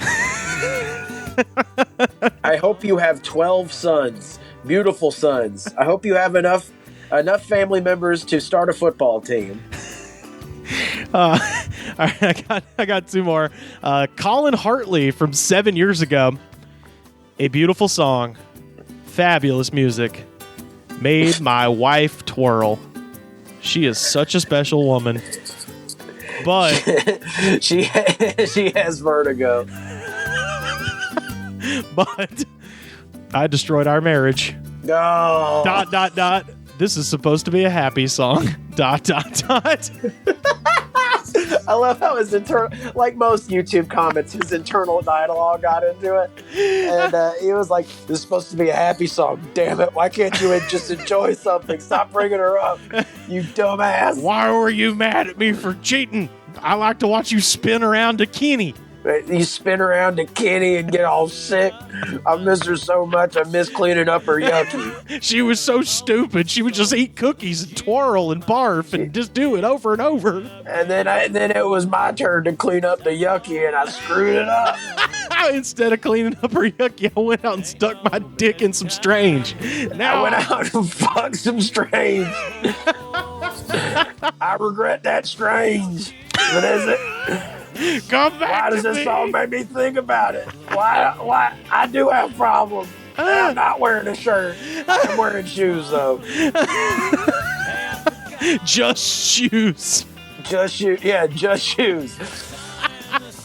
No shirt, no underwear, no pants, glasses, and shoes. Just shoes and gloves like my hero, Sonic the Hedgehog. That's right. That's a big old butt crack stain on my computer chair. And I miss her. And finally, Been In It from 8 years ago.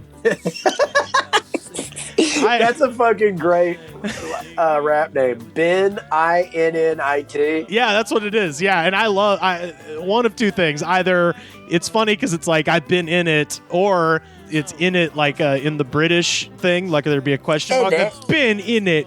It's been in it. I suppose that's just been in it. That's what he does. Funny. He just wears shoes and nothing else. That's been in it. That's just been in it. Been In It from 8 years ago. I had such a great time with this song in Myrtle Beach. We were on vacation there and got kicked out of this bar. And then we ended up at this little bar with a jukebox. I played this song, and I took off my shoes and my shirt. I turned around, and suddenly everybody in the bar had done the same thing. It was a great night. I always wanted to tell Kenny about that. I'm sure he would love it. This guy, first of all, that didn't happen. Second of all, this guy sucks. No. Yeah. He was doing that at a shitty dive bar. He stood on a pool table, took his shirt off, turned around, looked at a mirror, and yelled, "Everyone's doing it!" And then he passed out. Yeah, I just like that he's like, oh, I got kicked out of this other bar for some reason, so I went to this other bar and took my shirt off. It's like, I feel like I know why you got kicked out of that first bar. Yeah, you were legally dead from how much alcohol you had soaked into your tissues. You've painted a perfect picture of the evening, sir. Yeah, absolutely. But that's been in it. That's been in it. It goes in with no shirt. Well, there's no problem with no shoes and no shirt, isn't it? That's right. There were a lot of comments with like, love country from the UK. And it's like, yep, I know, because we're all from the same people. This is this is what it is. Yeah. Well, I mean, there is something infectiously stupid about a lot of country. I got it. Well, that is Kenny Chesney and the song No Shirt, No Shoes, No Problems. And that is our jam of the day. Carter, where can people find you on the internet? You can find me on Twitter and Instagram at Carter_Glascock. You can listen to my album, The Crystal Pistol. It's a stand-up album. And you can listen to it on Spotify, Apple Music, buy it on iTunes. And you can go hop over to my website, CarterGlasscock.com, for all that info and shit. And listen to me right here on The Goods for the Woods. Hell yeah. Well, this is fun, man. I'm actually going up to Birmingham tomorrow to hang out with Nick and Narado in a park. So I'll... Oh, badass, man. Tell them I said, hey, I miss those guys. Yeah, man. It's going to be fun. We're going to talk about, for the Patreon, Assassin AD 33, which is a movie about Islamic terrorists building a time machine to go back in time to kill Jesus. I think you mentioned this to me. I look forward to Narado and Nick. Boy, that's a murderer's row of critical eye. Yeah, I'm telling you, on that piece. Yeah, it'll be fun. Well, thanks for talking to me, man. We'll talk again next week. Man. Yeah, talk to you next week. Good talking to you, man. Peace. Here's a lovely song about my favorite food. Lima, lentil, soy, and pinto, navy, northern, and garbanzo, kidneys, and frijoles negros. I love beans. I love beans. Hey, I love beans every day. Beans are an excellent source of protein. I love beans. Dig-a-doo. That's going to do it for us this week. Thank y'all so much for listening. You can find me on Twitter and Instagram at Rivers Langley. The best way to support the show is to head on over to patreon.com/thegoodspod. We've got thank you gifts being mailed out first thing next week. So if you haven't given me your address over there on the Patreon and you want your thank you gift, it's going to be cool. Just saying, go ahead and update your info on the Patreon to include your address, your P.O. box, or just shoot me a DM. DMs are open at Rivers Langley or at The Goods Pod on Twitter, so I can get that out to you. As I mentioned, we've got a new episode coming up on Patreon that I unknowingly recorded during the Capitol siege with the kings of Birmingham comedy, Nick Thomas and Narado Moore. That will be up later this week. The movie is Assassin 33 AD. It's insane, and you should definitely watch it because the whole thing is streaming on Amazon Prime, and it's also free on YouTube. So no excuses not to watch the most insane thing I've ever seen. Probably Jesus gets double tapped in the head in this movie. Okay, it's wild. You have to see it. The second best way to support the show is to head on over to Apple Podcasts, rate, review, and subscribe. If you like the show, tell a friend about us. Show the attitude of gratitude because, as Mr. Goodnight says, if you don't have the attitude of gratitude, Daddy, fuck you. And we will see you next week. Capital City skyline photo. Skyscrapers shine the sun so low in the sky. The secretaries at the hot dog vendors, cabs honk at the bicycle messengers rolling by. I can't call with the subway token.